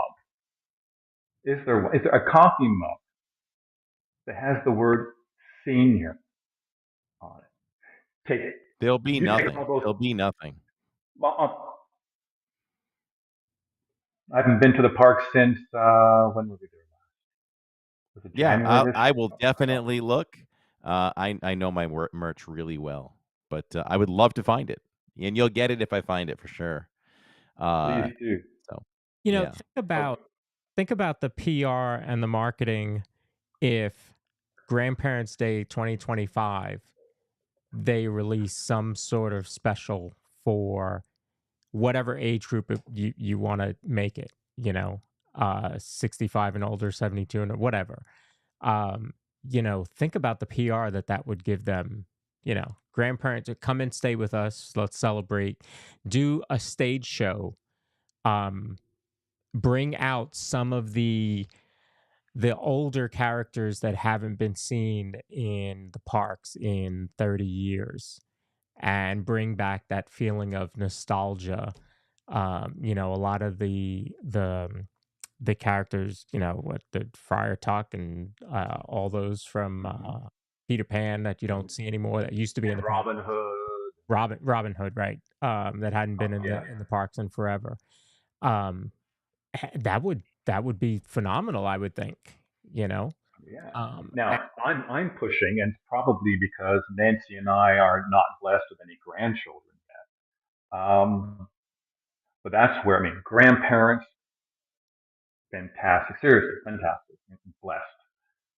But not all seniors are, true. and it's like in our culture here, and yeah, make it some flack on the Facebook group, but that's okay. When did the word senior become a dirty word? It's like it is. Mm, Um, as I say, seniors is something to be proud of. It's a tremendous achievement. No recognition, yeah, unfortunately, in the parks in the U.S. at all. So send me those pictures, and I will credit you with those pictures, and I will post them, and they'll be flocking to them because that's the kind of comments that we received that they found maybe 5 years ago, a certain T-shirt or something, and so we felt sorry for that because now I am haute couture, fashion design, because the folks, the members of the Facebook group told me, "Dan, where's the merch? Where's the merch for the group?" So they told me what purveyor of online store that they've had success with, whether it's at their high schools and so Mm-hmm. on, for their kids or grandkids. So yeah, so we've got Disney for Seniors online store, and it's it's not the premier haute couture quality. You know, Well, I, it's money. It's money, right? Disney, it's a win-win. Disney can celebrate oh, seniors for a day, and they can also put all the merch out. You can get the senior lounge fly, the mug, the corksicle, the T-shirt. You can get all of that. It's another marketing opportunity for Disney too, which their oh, bottom line is absolutely. money. I mean, so they can do it. I like Neil had a big comment there, but at the end, seniors don't voice many complaints. So, They every haven't been year to the Disney, Disney for Seniors Facebook group it's time for Neil to sign up. But you're right though. Besides your wonderful group, they don't use, their voice to Disney, where if you look at things like Pride, that's every year. It's a bigger voice, it's a bigger group of people, and Disney makes sure they put that out every year as well. So, um, you know, your place is a good start Yeah. to voice that opinion for sure. Yeah. And, listen, I have a lot of talks with Disney in the parks when I'm live. I turn the camera, I say, "Listen, Disney," and then I voice my opinions. So, I'm gonna make sure that I talk with Disney here and there about the seniors as well while we're live. So, Right. You I could got your even group ask back a little bit.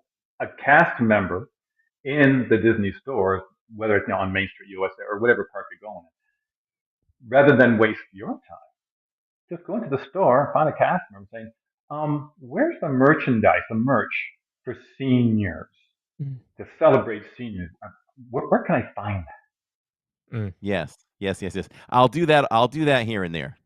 My that?" Yeah. visits to the park, I'll say, "Hey, just wondering, can we suggest that? How do we suggest that?"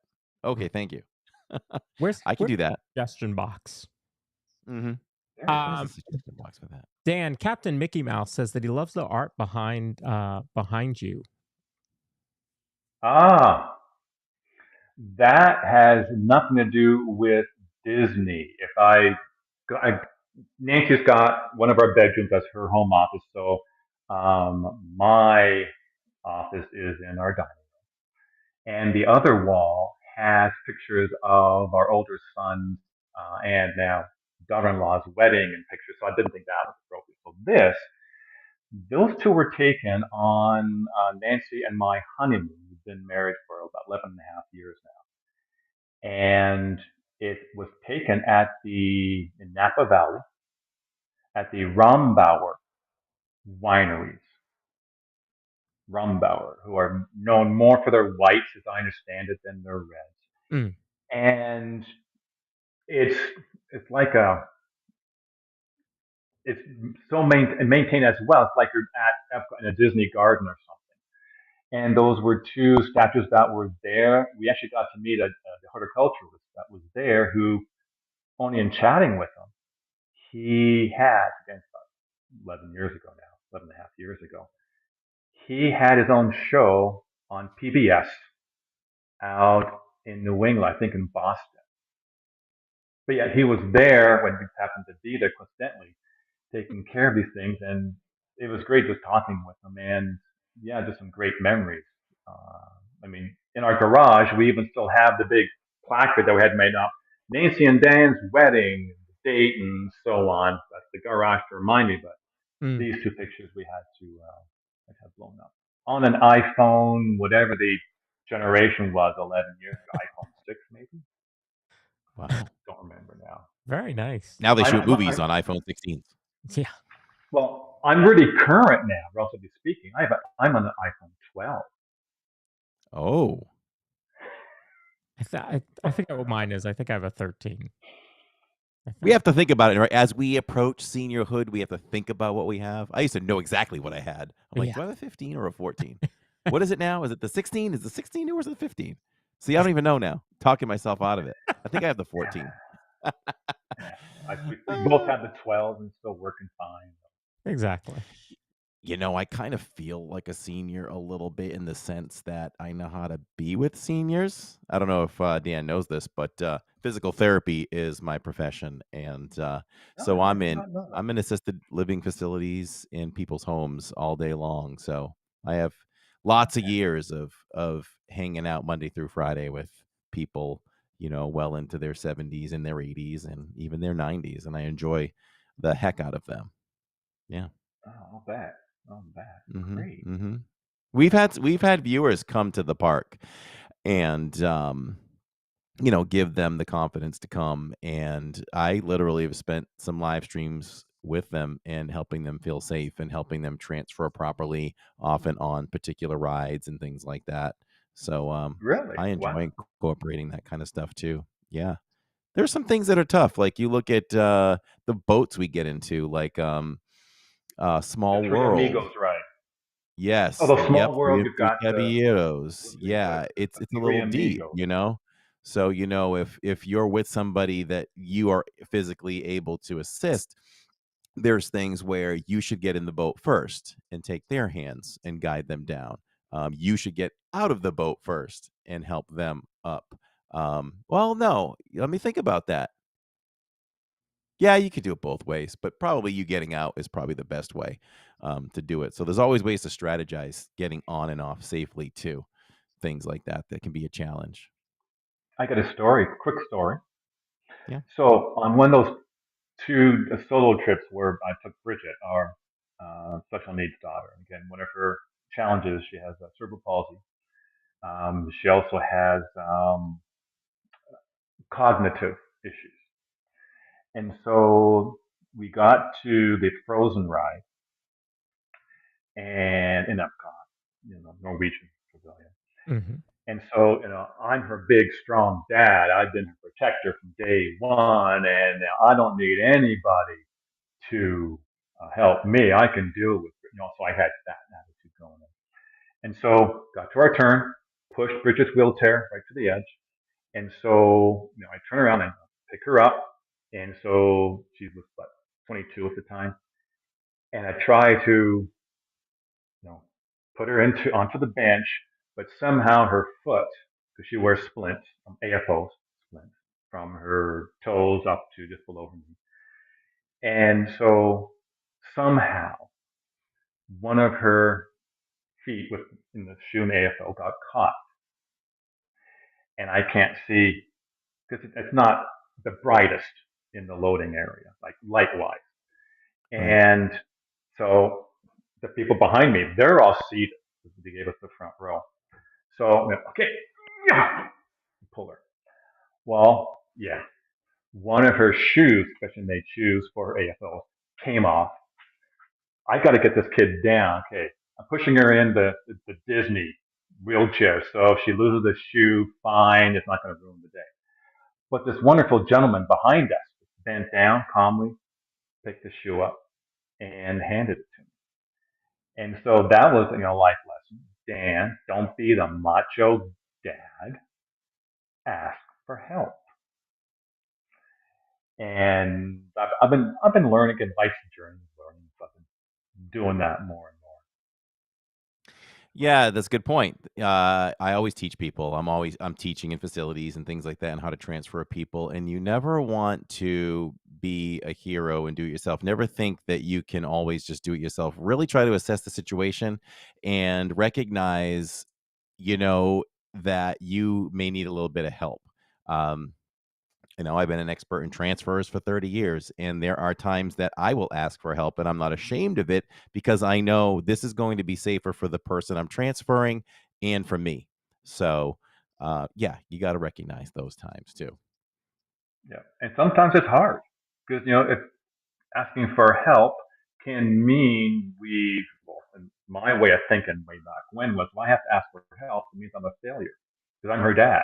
I'm supposed to be able to do everything for her. any parent Yes. feels they should be able to do everything for their child, I regardless of get how that. old their child. Mm-hmm. Right? So I'm learning. I'm getting better, I think. So this has been great. There's been a lot of tips and tricks in here. I hope that any of you that are questioning, should I go to the parks? Should I take my parents or aunts or uncles to the parks? There's ways to do it, and make it enjoyable for everyone. The park is not just Guardians and Mine Train and Space Mountain. There's plenty of stuff out there to do in the parks that everybody can enjoy. Mom and I went. Finley wanted to get on Corey's favorite ride, Astro Orbiter, and so Catherine took her on Astro Orbiter, and Mom and I went to Hall of Presidents. You know, and did that and took our time there and enjoyed that. Mom hadn't seen that at that point in, I don't know, 25 years or something like that. So there's stuff for everybody in the parks. So just take it at the speed that you can, and just enjoy it. And when we were in a big group of 18 people, one of the best things we did was split up. Yep. just just split up. I'm gonna go do this. You guys go do that. We'll meet back up for lunch. Okay. All right. Good. Let's go. Because they want to go do something, and the little kids need to go do something else, and Um, Dan, you mentioned earlier that you were not. I don't want to say scared of heights, but it's not your favorite thing. But you did mention Tower of Terror. So you do Tower of Terror? I do, and maybe it's because in my career, I worked in an office, and even starting when I was in high school, I would work in downtown, the city where I lived, for an international bank, and we had one of those international bank towers and so on. I've always been on elevators, so it's the elevator thing. I just laugh. It's so funny to me. I just nonstop belly laughs during Yeah. the whole ride. Yeah. But yeah, the gondola, not my favorite thing, but Okay. I've now gotten over that. Yeah, I close my eyes at parts of the Guardians. I still have to do that. I close my eyes at parts of Rock and Roll Roller Coaster, and I know now when the camera's going to come on for the picture, and so I make sure I get my frozen smile for the picture, pretending I'm enjoying that part of the roller coaster. Nancy is a big roller coaster fanatic. I mean, we went to, I think it was SeaWorld. She did the roller coasters on her own. I wouldn't even go to the roller Mm, coasters. mm-hmm. Okay. Mm-hmm. Yeah, Um, mom doesn't like roller coasters, but Tower of Terror, same thing. Belly laughs, just absolutely has a ball. I mean, you can take, because they do a video on Tower of Terror, and it's a slow motion video, and you can just see her just sitting there yes. just laughing and laughing away. It's so much fun. Oh yeah. It's great. It's great. And seniors, again, you're at Disneyland, Walt Disney World Resorts. You're there in this hot summer. Remember, there's a lot of shows Mm-hmm. in those parks where you can go inside into nice air conditioned theaters, even the waiting areas. Although Disneyland, a lot of the waiting is still outside of the attraction, but um, so that's why we like doing the shows. I mentioned I think a couple of them at Animal Kingdom theme park, like doing those. Most of the shows at Epcot take our time, and that's why for us it takes us 2 days at least to do all of Epcot because we're inside doing the shows. And Nice. even the one at called O Canada, the Canadian Pavilion. I say even that because even though it's born in New York on Long Island, so yeah, I can talk smack if you really want to. But I lived up in Canada for 5 decades, and sadly, so I still go to the Canadian Pavilion at Epcot, but sadly, they replaced one of my two current favorite comedic actors Martin Short. He did the Okana film. Love that. And with respect to Catherine O'Hara and the gentleman whose name I can't remember, but they both appeared on Shit Street, they are now doing, for a couple of years now, the Okana. Thankfully, the last trip that Nancy and I were on when they were announced they were changing, taking out Martin Short. So I got a lot of pictures of that. Didn't have to do any videos, so I got a lot of pictures of that. So yeah, I'll still go to do the Canadian Pavilion show, even though every time I go, I'll do the old man thing. Like, back in the day, I think Martin Short version was. I'll say just loudly enough to Nancy, just loudly enough for people behind me to hear. Eugene Levy, says Jen W. Thank you. Yes, Eugene Levy. Thank you. God bless you. Yeah, I saw him when he was at Second City up in Toronto. But, yeah, don't forget the shows, especially in the summer. Get you out of the heat. That's right. Relax, cool off. Even the Monsters Inc. Laugh Factory. Now, you may not be a fan of the Monsters Inc. animated movies, 2 of them now, but go see it. And yes, the jokes are almost the same every time, but it's great. Cool off, get some giggles. Maybe you'll be that guy. I've been that guy. Have you ever been that guy? I've never been that guy. Nancy was was she the churros lady or something? She was one of them. I'm sure she was. When the camera was on her, I'd be going like this, trying to get in the picture. No, I've never been that guy. Or on Star Wars, right? It's always some young kid, usually, who's always a spy. Mm-hmm. I never get to be a spy. Well, they had a run on Corey's channel. They had a run, I think it was 4 Star Tours rides in a row, where somebody in our group was the spy. It was pretty crazy. It was pretty. Oh wow! We did, right? Like 3 times in a row. Whoever was with me. Yeah, it was wild. Finley does not like. Our daughter doesn't. It's one of her favorite rides, but she does not like being the spy. So, now she doesn't want to do it. So we have to tell the cast member, and then don't like her. Yeah. So. Yeah. Well, thank you, Dan, for coming on. I'll give you any parting words that you of wisdom that you want to tell the group. And again, I'll remind the group, Facebook. His Facebook group is called Disney for Seniors, and his YouTube channel is Nancy and Dan Travel to Disney. Plenty of tips and tricks in both of those. The Facebook group is 46,000 members strong, which is phenomenal. And I want to say, within all this time, one of the best pieces of advice he'd given is, if you have never driven a cart, definitely go to Walmart and work on taking out some of the guests there first before you come and take us out. So that would be great. I've seen so many people, like, grandma will just hit that gas and then take out like a stand or back up really quick and take something out, and it's like, whoa. Yeah. They should give lessons first before they jump on those things. That's good stuff. Yeah. Practice in Walmart. No, I sincerely appreciate the invitation, Lawrence, and inviting me over, and Corey, for both of you, for having this on. And I say us because, to me, I'm representing the seniors and seniors in training. Because if we are fortunate, we'll all get there at some point in our lives. But I feel like I'm representing the group, where it's just such a supportive group that, we take issue and umbrance with Disney once in a while for lack of recognition of seniors. Mm-hmm.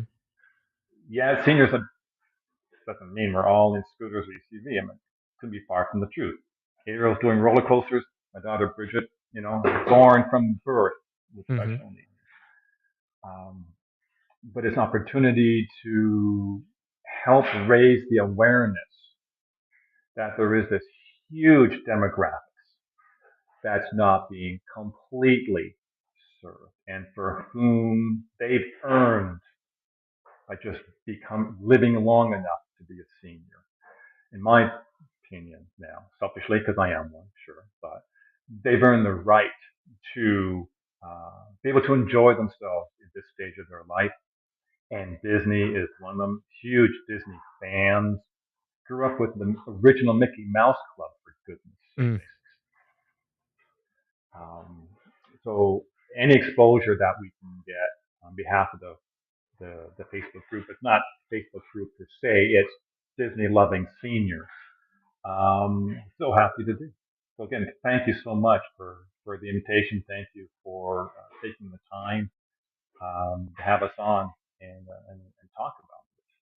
Really Absolutely. appreciate it. It's been a pleasure to have you on for sure. Same here. Thank you so much for giving us your time and helping us to continue to bring any topics we can think about that, not a lot of other podcasts seem to do. Like, we try to tap into everything to help people. It's edutainment, like Lawrence said. When we're live in the parks, I always say, I'm educating you constantly, but you're having so much fun, you don't even realize it. So we love the edutainment piece, and thanks for helping us be. We have another thing to tap into, our Yeah. senior area, and we'd love to have you on again sometime and kind of remind people and refresh what you got going on, so we can keep that going too. And I'll promote it throughout the park this week when I'm live a couple times for people to jump over and re-listen and join. And I'm sure Lawrence will throw all those links in the chat while I'm live, so we can have more people be exposed, because thousands of people will watch the streams. So Yeah. Absolutely. And then maybe next time Nancy will be able to join us, which would be great. And Corey, again, I'm gonna stand by have my phone on tomorrow evening and all day, but especially by tomorrow evening, for those pictures that you're gonna have as attachments to send me of senior specific merch the at Disney pressure. Park stores. I'm gonna be waiting for I, I'll I, be at Magic, so I'll be at the granddaddy of them all. I don't think that. Ah, clearing terrific. his phone. He's like, no, I gotta clear out all these old pictures so I can fill them all up with all the pictures Corey's gonna send me. Gonna have Yeah. to make space. Gonna have to make And if you space. find some, again, fantastic, because then I can tell our group, guys, you're saying there's no senior merch. Well, the Corey fan. Right. Yeah, So, exactly. maybe It's all we're over just the not place. looking in the right area. Yeah. That's right. Thank you so much. Thank Really, you. really mean that. Thank you. Thank you very much, Dan. Thank you. Thank you. Good night, everybody. Good night, Dan. You got rid of me, man. Oh, sorry. You got rid of me. Fine. Very cool. Very cool. Always great. Again, like I said, I love, kudos to you for finding Dan. I love being able to tap into, it's that thought process, right? Where you, as a smart business owner, can be very successful in your company, because you don't have to know all the intricacies or areas of how to run that business. You just hire the right people. And by us, what do we know about allergies in the parks? Oh, we know Ashley. So we bring her on. So we're an expert podcast on allergies, right? Mhm. Or, somewhere close to that. Now we have someone who specializes in seniors. And it goes on and on. We've done many things different ways, and we've done things ourselves too. Yeah. How to do Disney in the rain and broke it down. And we just have so many resources. You know what? At this point, at doing 68 podcasts, maybe we need to go through them so that I have like a list on my phone. So when we're in the parks, it's another way to promote the podcast as well, right? Like if just something comes up randomly, it's raining.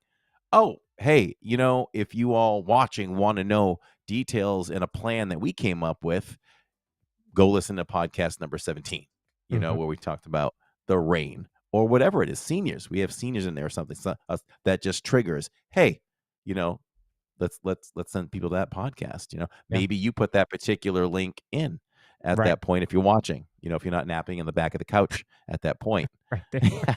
right there. So good stuff. I'm proud of what we do. here. I am too. There is a list of 68 episodes so far. It is actually on our Google Drive of every episode that we've done and what the topic was. So the next step would be to put the link in to that so that I can just click it and put it right in there. Ooh, Yeah, we'll do that. perfect. Yeah, we'll do that. Perfect. Yeah, Love it. I love what we do because I think that we help a lot of people. I was talking to Dan before the show and telling him how, you know, I met Grandma Grover the first day that you and Neil met her in the parks. I'll never forget it. We were standing right by Rise of the Resistance, and she came over and said how happy she was to have been in the parks, and it was you and Neil. Um, and she gave a lot of credit to Neil, which he deserves all the credit in the world for showing her that you can enjoy the parks. And then I'll never forget being on the Zoom call, the members only Zoom call, and she joined the Zoom call from Epcot. So we're all at home and she's out in Epcot. And then, of course, that was a great night that Spencer went and he was like, I'll be back. And he hangs up on the Zoom call and goes and meets Grandma Grover over. And then they went to Space 220. Yeah, we were Zoom calling from Epcot. Yeah. With everybody else at home watching. It was the greatest moment ever for the Zoom. And It was great. it was just so great to see that and to see people enjoying the parks. 'Cause I love it. I love to be there with people for the first time, people that are going for the first time in a long time. It's just phenomenal to be there with folks like that. So Yeah. Shannon's in chat. She wants Neil to go on Tiana's ride again as soon as possible. And I also want to ask Shannon, is Lawrence and I on the correct sides of the screen? I don't even know Shannon usually lets us know.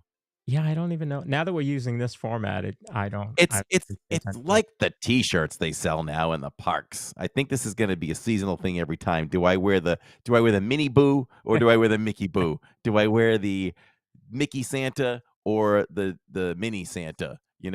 My joy, my boo. Who knows? Yeah. Am I supposed to be on that side or you're supposed to be on that side? Who even knows? So talking about our episodes, bring up. Neil says, "How many podcasts you making me old?" We have a podcast for every year. Neil is old. I think it's got to be close. Got to be close. So these are some of our upcoming episodes. We're going to talk about the Disney Vacation Club. We're going to talk about the holidays, of course. We will talk about Mickey's Very Merry Christmas Party coming up in Jollywood. We'll also have a guest on that's going to talk about the Disney College program. Uh, um, we have traveling to Disney with a toddler, and our viewer week, where you have the chance to join the show, is coming up. So we've got a lot of stuff coming up in November and December here. So make sure to stick with us. We appreciate all of you watching as you do. Because you all add to the show, right? I mean, you bring in questions that we aren't thinking about.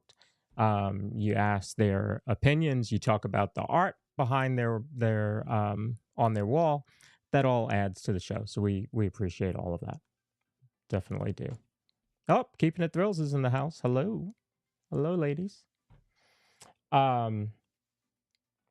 Are we going inside the parks and then wrapping up? No. Oh, all right. No. I mean, we will. All right, let's do that. We'll go inside the parks first, and then we'll touch on a little itch that I have. A little couple things I want to touch on. But let's just review. I always say this, and I'm talking for a little bit, right? I don't know if much happened in the parks this week, but let's go. I had to look over here at my audio board and make sure I had my censor button ready. Well, when you come back in, just keep you and I on screen because I don't. Let's interact on this one for All right. sure. Sounds good.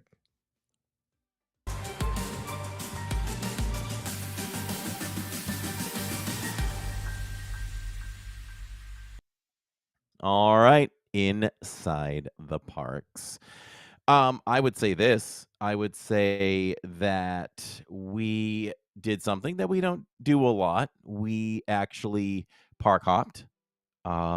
It's not a huge deal for some people, but for us, it is because we like to pick a park and stay dedicated to that park for the day. That's just what we do. But we were kind of forced to do it because of the crazy crowds this past week. Uh, and we think you and I talked about it. We think it was a combination of people that missed some hurricane days, and I think one of the European countries was on vacation as well. So it was a bad mix. Uh, does it get busier because of the what I call the party effect? We Hmm. should we should trademark that, Lawrence. It's the party effect, uh, and I've talked about this for over a year and how the parties affect park attendance in other parks and Yeah. on park days and things like that. Um, so that was all going on, and I never run from the crowds, but this week I did for sure. But so normally, what I do is my routine: going to bed Friday night, as we were going to do our big day stream on Saturdays. What I did was I was like, "Oh, I want to get Tiana's, so I have to get a reservation." So went on, and there were no reservations for any park, which is quite unusual these days for Yes. that to happen, unless it's something special happening that day. So I was like, geesh, how's this going to work tomorrow? So woke up in the morning, checked, and the only thing available was Animal Kingdom. And then that quickly shifted where then I think it was Animal and Epcot. No, Animal and Hollywood. Then you and I talked, and no, was that right? Yeah. And then it switched where those two disappeared, and then it shifted to Epcot, and I'm like, that's it. I'm Yeah. gonna commit to that. I'll watch Magic. By the time you told me Magic was available, um, oh, didn't I get stuck? Oh, yeah. By the time you told me Magic was available, I had already done the thumbnail and all that stuff, and I'm like, we made arrangements with friends. I'm like, I think we're committed at this point. So, but we took it casually. We said, we're not going to put a hard stop on Epcot as to when we jump over to Magic, and we had a good time. Ate some foods, showed some visiting friends around, and enjoyed some fish and chips. And I got my hot dog. I am hooked on those hot dogs. I am hooked on that Chicago dog. I need that relish. I already have Tammy on the scene. I need her to locate this relish here locally Mm. because it's good relish, that Chicago relish for sure. It's a good dog. And did I miss anything for Epcot anyway? No, not that I think of. Nothing I can think of. So we went from there, and we jumped over. It takes a while. With Epcot being closest to Magic, it's still a process. We didn't really wait for more than one monorail, Right. and I didn't look at the time, but they really need to make a monorail. Maybe I want it so bad, or I think it makes so much sense that I think Neil's mentioning the Guinness Shake as well, and I was going to mention that he likes that. He's a fan. Mm. Uh, so I just think that there should be a monorail that's direct to Magic. I always think there is, then I realize there isn't. But one good thing is once you check in through security at Magic, for anyone that doesn't know, you can park hop from Epcot to Magic and vice versa, and you do not have to go through additional security. But there was a time before COVID that you had to do security for both. Did you know that? I did not know that. I thought it was always that way because of how it was logistically set up. I didn't know that. Yeah, that was one of the talks I had with Disney back then. Wow, that So that is well worth it. I wish you didn't yeah, have to do that with the Skyliner, but I get why you do. yeah. So we did Magic, and Magic was busy, but you know what? We talked about it later, Tammy and I, and it didn't affect us at all. It was a good night to say, let's not do fireworks and let's take advantage of less wait times while people are lining up for magic. And I'll tell you, when we approached getting inside the park, they made the announcement that Main Street was at capacity or near capacity. I figured that. I didn't hear that get mentioned, but I figured that because they had you go in through backstage. So when I saw that happen, I said, "Oh, it's busy."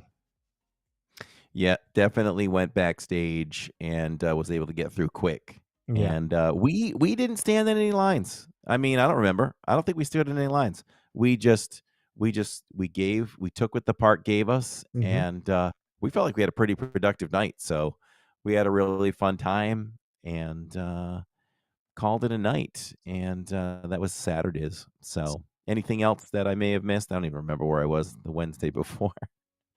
No, it was. I think he covered it all. It's good, right?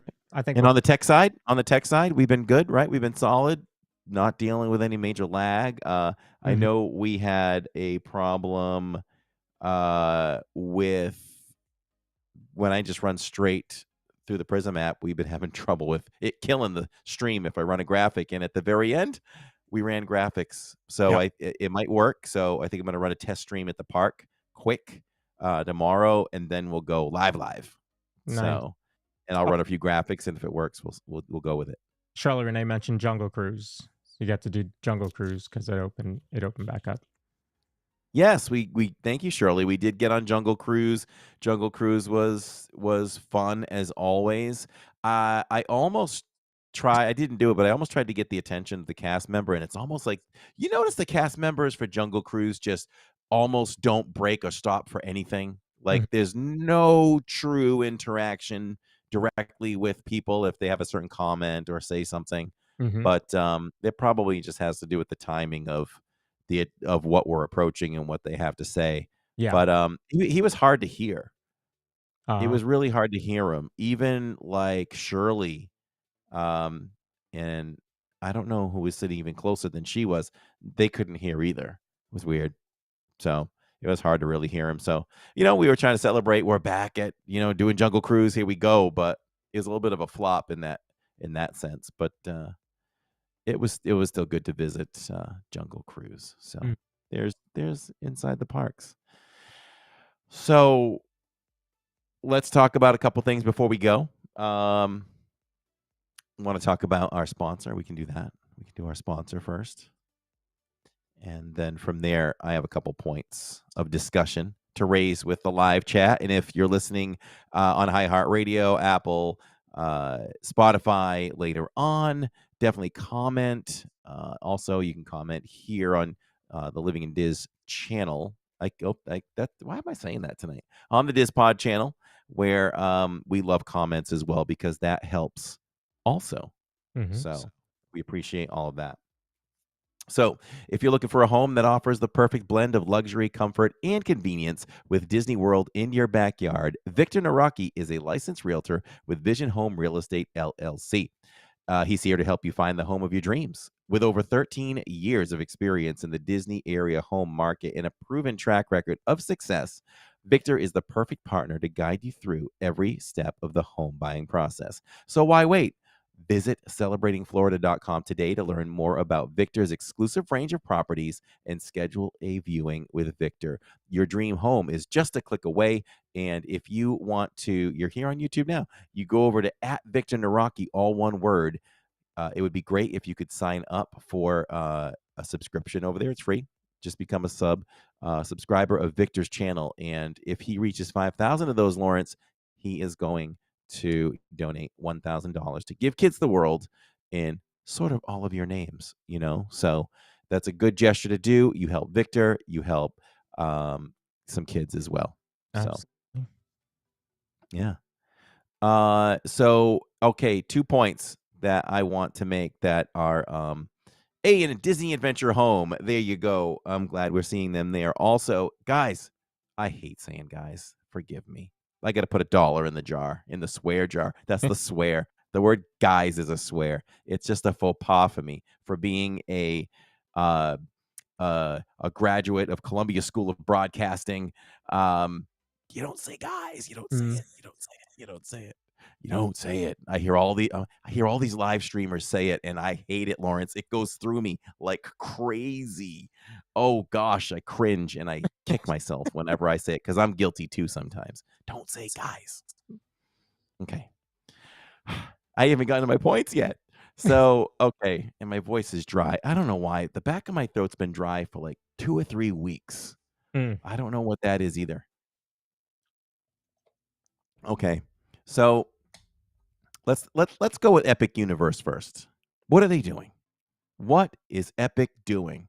Because it really burns me up that okay, we've given into the fact that as annual pass holders for Epic, or I should say for Universal Studios, they're offering us the exclusive chance to buy a one-day ticket, be one of the first to buy them on sale. And if I understand it right, today they went on sale for people who want packages.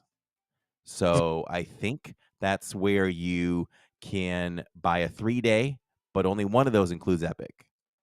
Right. That's whatever we knew kind of that was coming.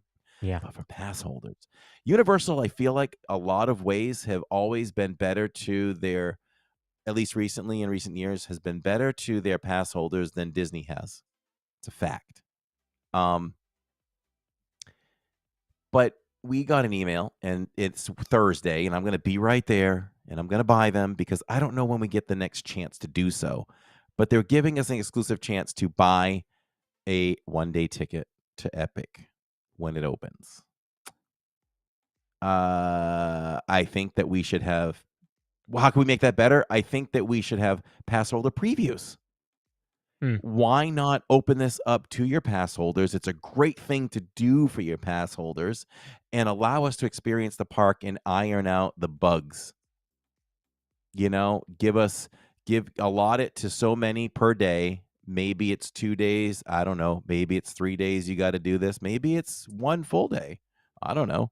But do something like that for us would be nice. But what really burns me up the most about that whole thing is that, and I say you're asking us, we don't have to do it. I understand. But you're asking us to buy this ticket. So if I buy tickets for me and my family, what are we guessing? 150, give or take, per person? Mm-hmm.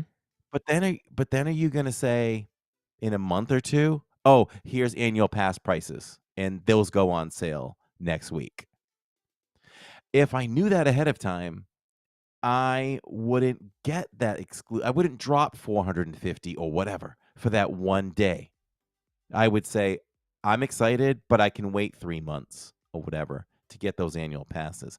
I talked to somebody on the West Coast who's experienced this with Super Mario Brothers, and I think said that it took like a year for any of that to come forward. So they had to buy the passes or whatever to get in there.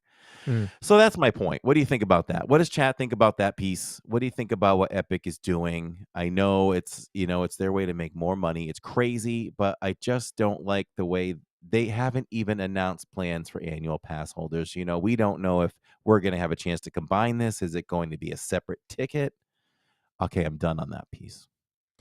Yeah, so Keeping It Thrills says, don't get Jessica started on Epic Universe. She's not happy. And she is I don't know that there's a bigger Universal fan out there than her.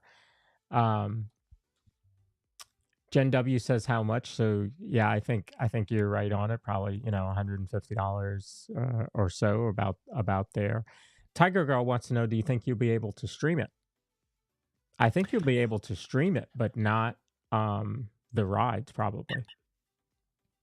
Well, I mean, if you go through traditional Universal Islands of Adventure stuff, I have full confidence. I would be surprised if you couldn't, but I'll have full confidence that we will be able to treat you all to the atmosphere. Looks like there's a lot to see. There's a lot of walking around. It looks like you can do, so. You look at the properties, you're not going to be able to. Definitely can't stream the new Harry Potter stuff No. because you can't do it. You can't do it now. Um, Isle of Burke. I mean, there's an outside ride. I don't. I think Isle of Burke. There's no inside rides for that. Oh. Mm. I think it's a coaster, and you've got that crazy thing that I will not get on. The dragons, flying the dragons. I will not even. So you could probably do that. What else am I missing? Dark Universe. I would say you probably can't stream that. So I will be pleasantly surprised if there are any attractions indoors that we can. And yeah, so I think we can definitely treat you to the outside stuff. Disney Adventure Home says they are having a soft opening for pass holders. I believe they revealed today. I haven't had a chance to look into that completely, but you're right about a little something there. So I got to look into that part a little bit more. But I think that would be a very nice gesture for them to do that for us because they still have annual pass holder nights. And we did a vlog on it on Living in Diz. If you haven't seen it, it's a fun night. You can check it out. We had a really good time with low wait times. You know, it was really nice. And Yeah. Disney used to do those too. Those have to come back. And we have those on our channel too. You got to go back to the beginning of the channel, but we have vlogs when we did Magic Kingdom. I don't know if we did the Epcot one, but so yeah. Shirley Renee says, "Let us be guinea pigs." Neil says, "I have no idea what the price of the tickets will be. It's ridiculous. It's immoral." Oh, and I did want to quickly say that if you want to stay at a great place off property, everybody, starting at $145 a night, 6 minutes from Disney, check out where we stayed. We don't have that link handy, do we? I gotta make sure that's handy. Yeah. What's that? I'll try and find it. Okay, we'll put that link in the chat. Would be great. Check that out with Disney Adventure Home. It's pretty awesome. Oh, what am I doing there? Okay, so I talked about that. Let's see. Steve Bullock says, I would think they would have a preview for live streamers and bloggers. They could. You'd have to be media for that, so we wouldn't be invited to that one. But I hope they do a soft opening. That would be really great. So the other piece I was going to talk about is, and I'm going to bring it up too, is cake bake. That's been a hot subject, right? Have you been following that a little bit? Did you see the headline today? I didn't. I saw the headline. I didn't look at the new news. So, if anybody doesn't know, Cake Bake is a brand new restaurant shop opening up. No one knows an opening date yet, but it's looking like it's pretty close to opening. It's pretty looking. In my opinion, they should have just updated the ESPN restaurant and just made it like the coolest sports bar ever. Disney property doesn't have that, and they should do that.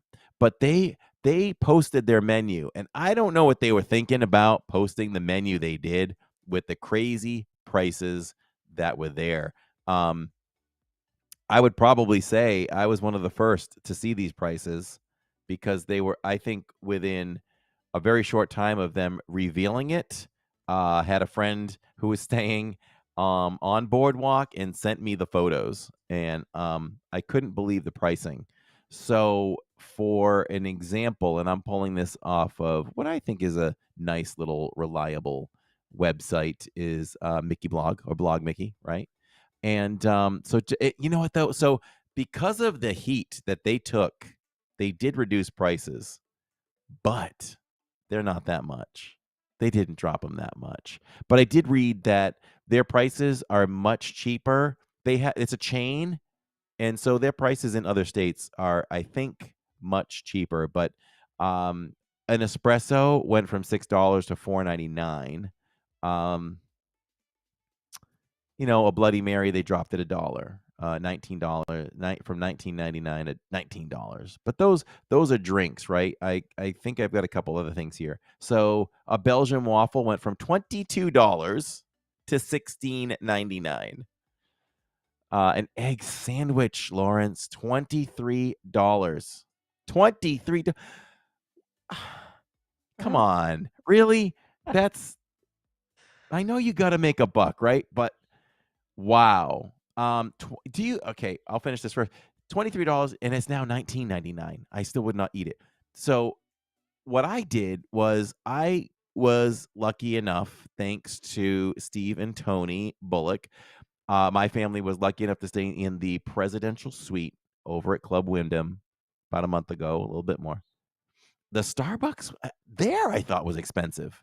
I went down for breakfast. I got a beautiful smoothie. And I wish they did these at all Starbucks. Got a beautiful banana strawberry smoothie, egg sandwich. That was like $23 just for that. Crazy prices. But just the egg sandwich alone, went from 23 to 19.99. They're still not doing anybody any favors. All right, Lawrence, what do you think of granola and a yogurt? You get the little parfait. What do you think? What do you think that one I costs? have no idea. I would say maybe $6.99. Excellent. $26. And then they've been nice enough to reduce it to $19.99. Who's gonna eat here? So so I'm looking at the comparison between the two. Some of them have actually gone up. They were 21, now they're 21.99. Good point. Good point. So, do you think that they move numbers around Yeah, to kind of keep Yeah. it going, but let's hide some things? Yeah, so there's an old marketing thing that they talk about. You find it more so in restaurants than anywhere else, where you'll have an exact dollar amount, not the 99 or 50 or whatever cents. And so a lot of the original menu, it was just straight dollar, $6, $18, $26, or what have you. Now, if you look at the menu, it's all, for the most part, 99 cents at the end. And so it's a marketing trick to make you think, oh, well, that hot chocolate's, $9 because it's actually $9.99. Hot chocolate, folks, $9.99. It's a marketing thing. I understand that piece of it. I still don't get why anybody would spend some of these. That's just outrageous. $20 for an egg salad sandwich. I didn't want to eat those as a kid. I'm certainly not going to pay $20 to eat it now. Neil says I need 12 sandwiches. I'll go broke. I'll have to take a loan out. I think when you look at the beautiful building of Cake Bake, when you walk in, just to your left is the loan center. That's where you go and you sit down, and they'll run you credit and they'll approve you for a meal. So I might have to do that. Yeah, financing first before you enter. Yeah. Yeah. So I just think they deserve to be called out. And you wonder, right? Did Disney pressure them to lower the prices, or did they do this on their own?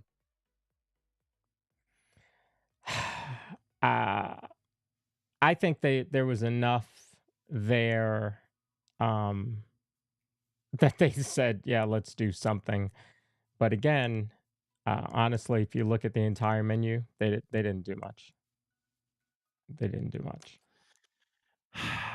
Now, I never want to say something for definite sure, but I'm feeling like for now that I want to leave this to others and actually boycott this restaurant.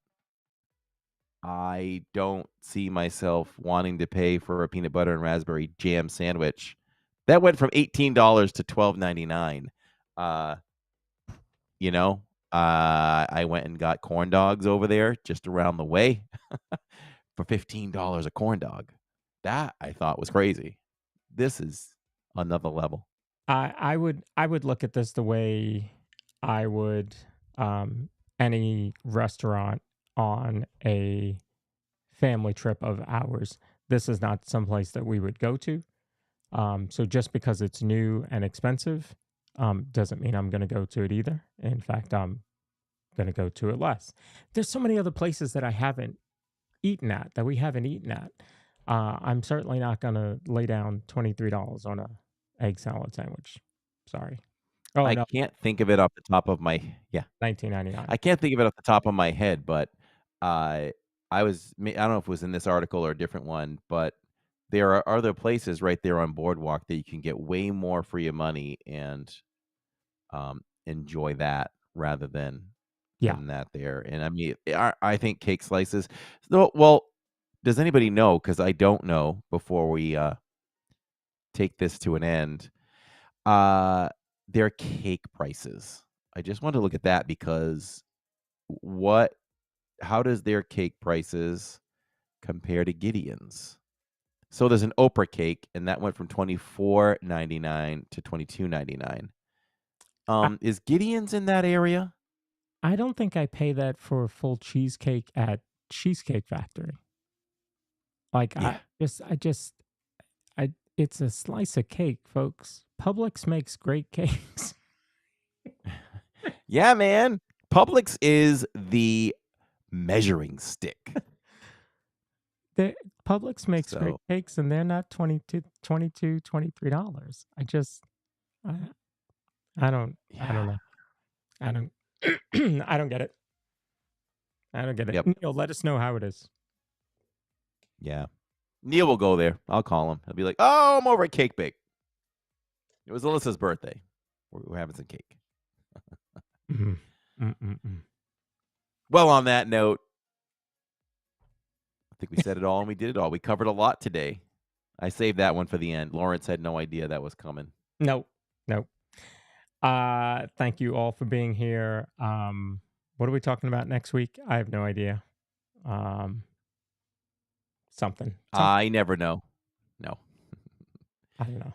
I'm going to go have a bite of key lime pie from Publix. Publix. See? Telling you. I don't get it. $23. There's so much more I could do with $23. And I get it's Disney and we all spend a heck of a lot of money at Disney, but $23. That's a nice 60/40 t-shirt right there. Yes. Oh, Exactly. next week's our Halloween show. We're gonna celebrate. Oh. Hey, by the way, We're going to talk what? Halloween. It's Halloween. It's the 29th. So we're 2 days before Halloween. So it's our Halloween show coming up next week. Okay. By the Okay. way, I gave you credit for being correct on the number. You were wrong. This is actually episode 69. Oh, I celebrated too. 70. For next week. Episode 70 for Halloween week. Yeah. Okay. And then the following week is Traveling with Toddlers. The week after that, TBD. And on November 19th, so I found Dan on the Pete McDevitt show, and I reached out to Dan to come onto our show. And so on November 19th, we're going to have Pete McDevitt on our show. Pete is going to be joining us. And I'm sure a lot of you know Pete. If you know Disney YouTube community, you know Pete McDevitt. If you don't, you need to go check him out. He will be live here in about an hour with his Insomniac show. It's a very clean, non-risque show, right, Neil? He never says anything weird. But he has a lot of fun. He won't. It's before 10 o'clock on our show, so he'll keep that in mind. But he's going to be live in the parks next week, actually streaming. So we'll talk about his trip to Disney and get to know Pete McDevitt a little bit that week. So we've got some great shows coming up for you in the next few weeks. We still have Disney Vacation Club coming up with Krubaka, and we also have the Disney College program coming up. So great amount of shows coming up for you here as we Fun stuff. as we Keeping end it up the year. fresh. Ending the year. Can you believe that? Unbelievable. That's unbelievable. That's unbelievable. Man. Another year is come and gone. You know what that means? You have to make a new opening for season 3. Okay. Start thinking about it now. Man. I'm sorry. I've got this. The work is really ramped up for the documentary film. I'm starting to feel a little overwhelmed here. We're diving back in, filming and planning and things like that. So, God, to still run the channel and do all that, we'll try to fit that in. All Try right. to fit that in. If I don't get it right away, we'll get it. We'll get it. Yeah, I'll try to come up with some new ideas. It'll be good. We need that. We need a new thumbnail to Mm-hmm. kick off the year. Yep. So, Sound. you're here before the year is out, right? That's Mom's plan, so that's what I'm thinking. All right. They'll. We need to start. Is Nick coming?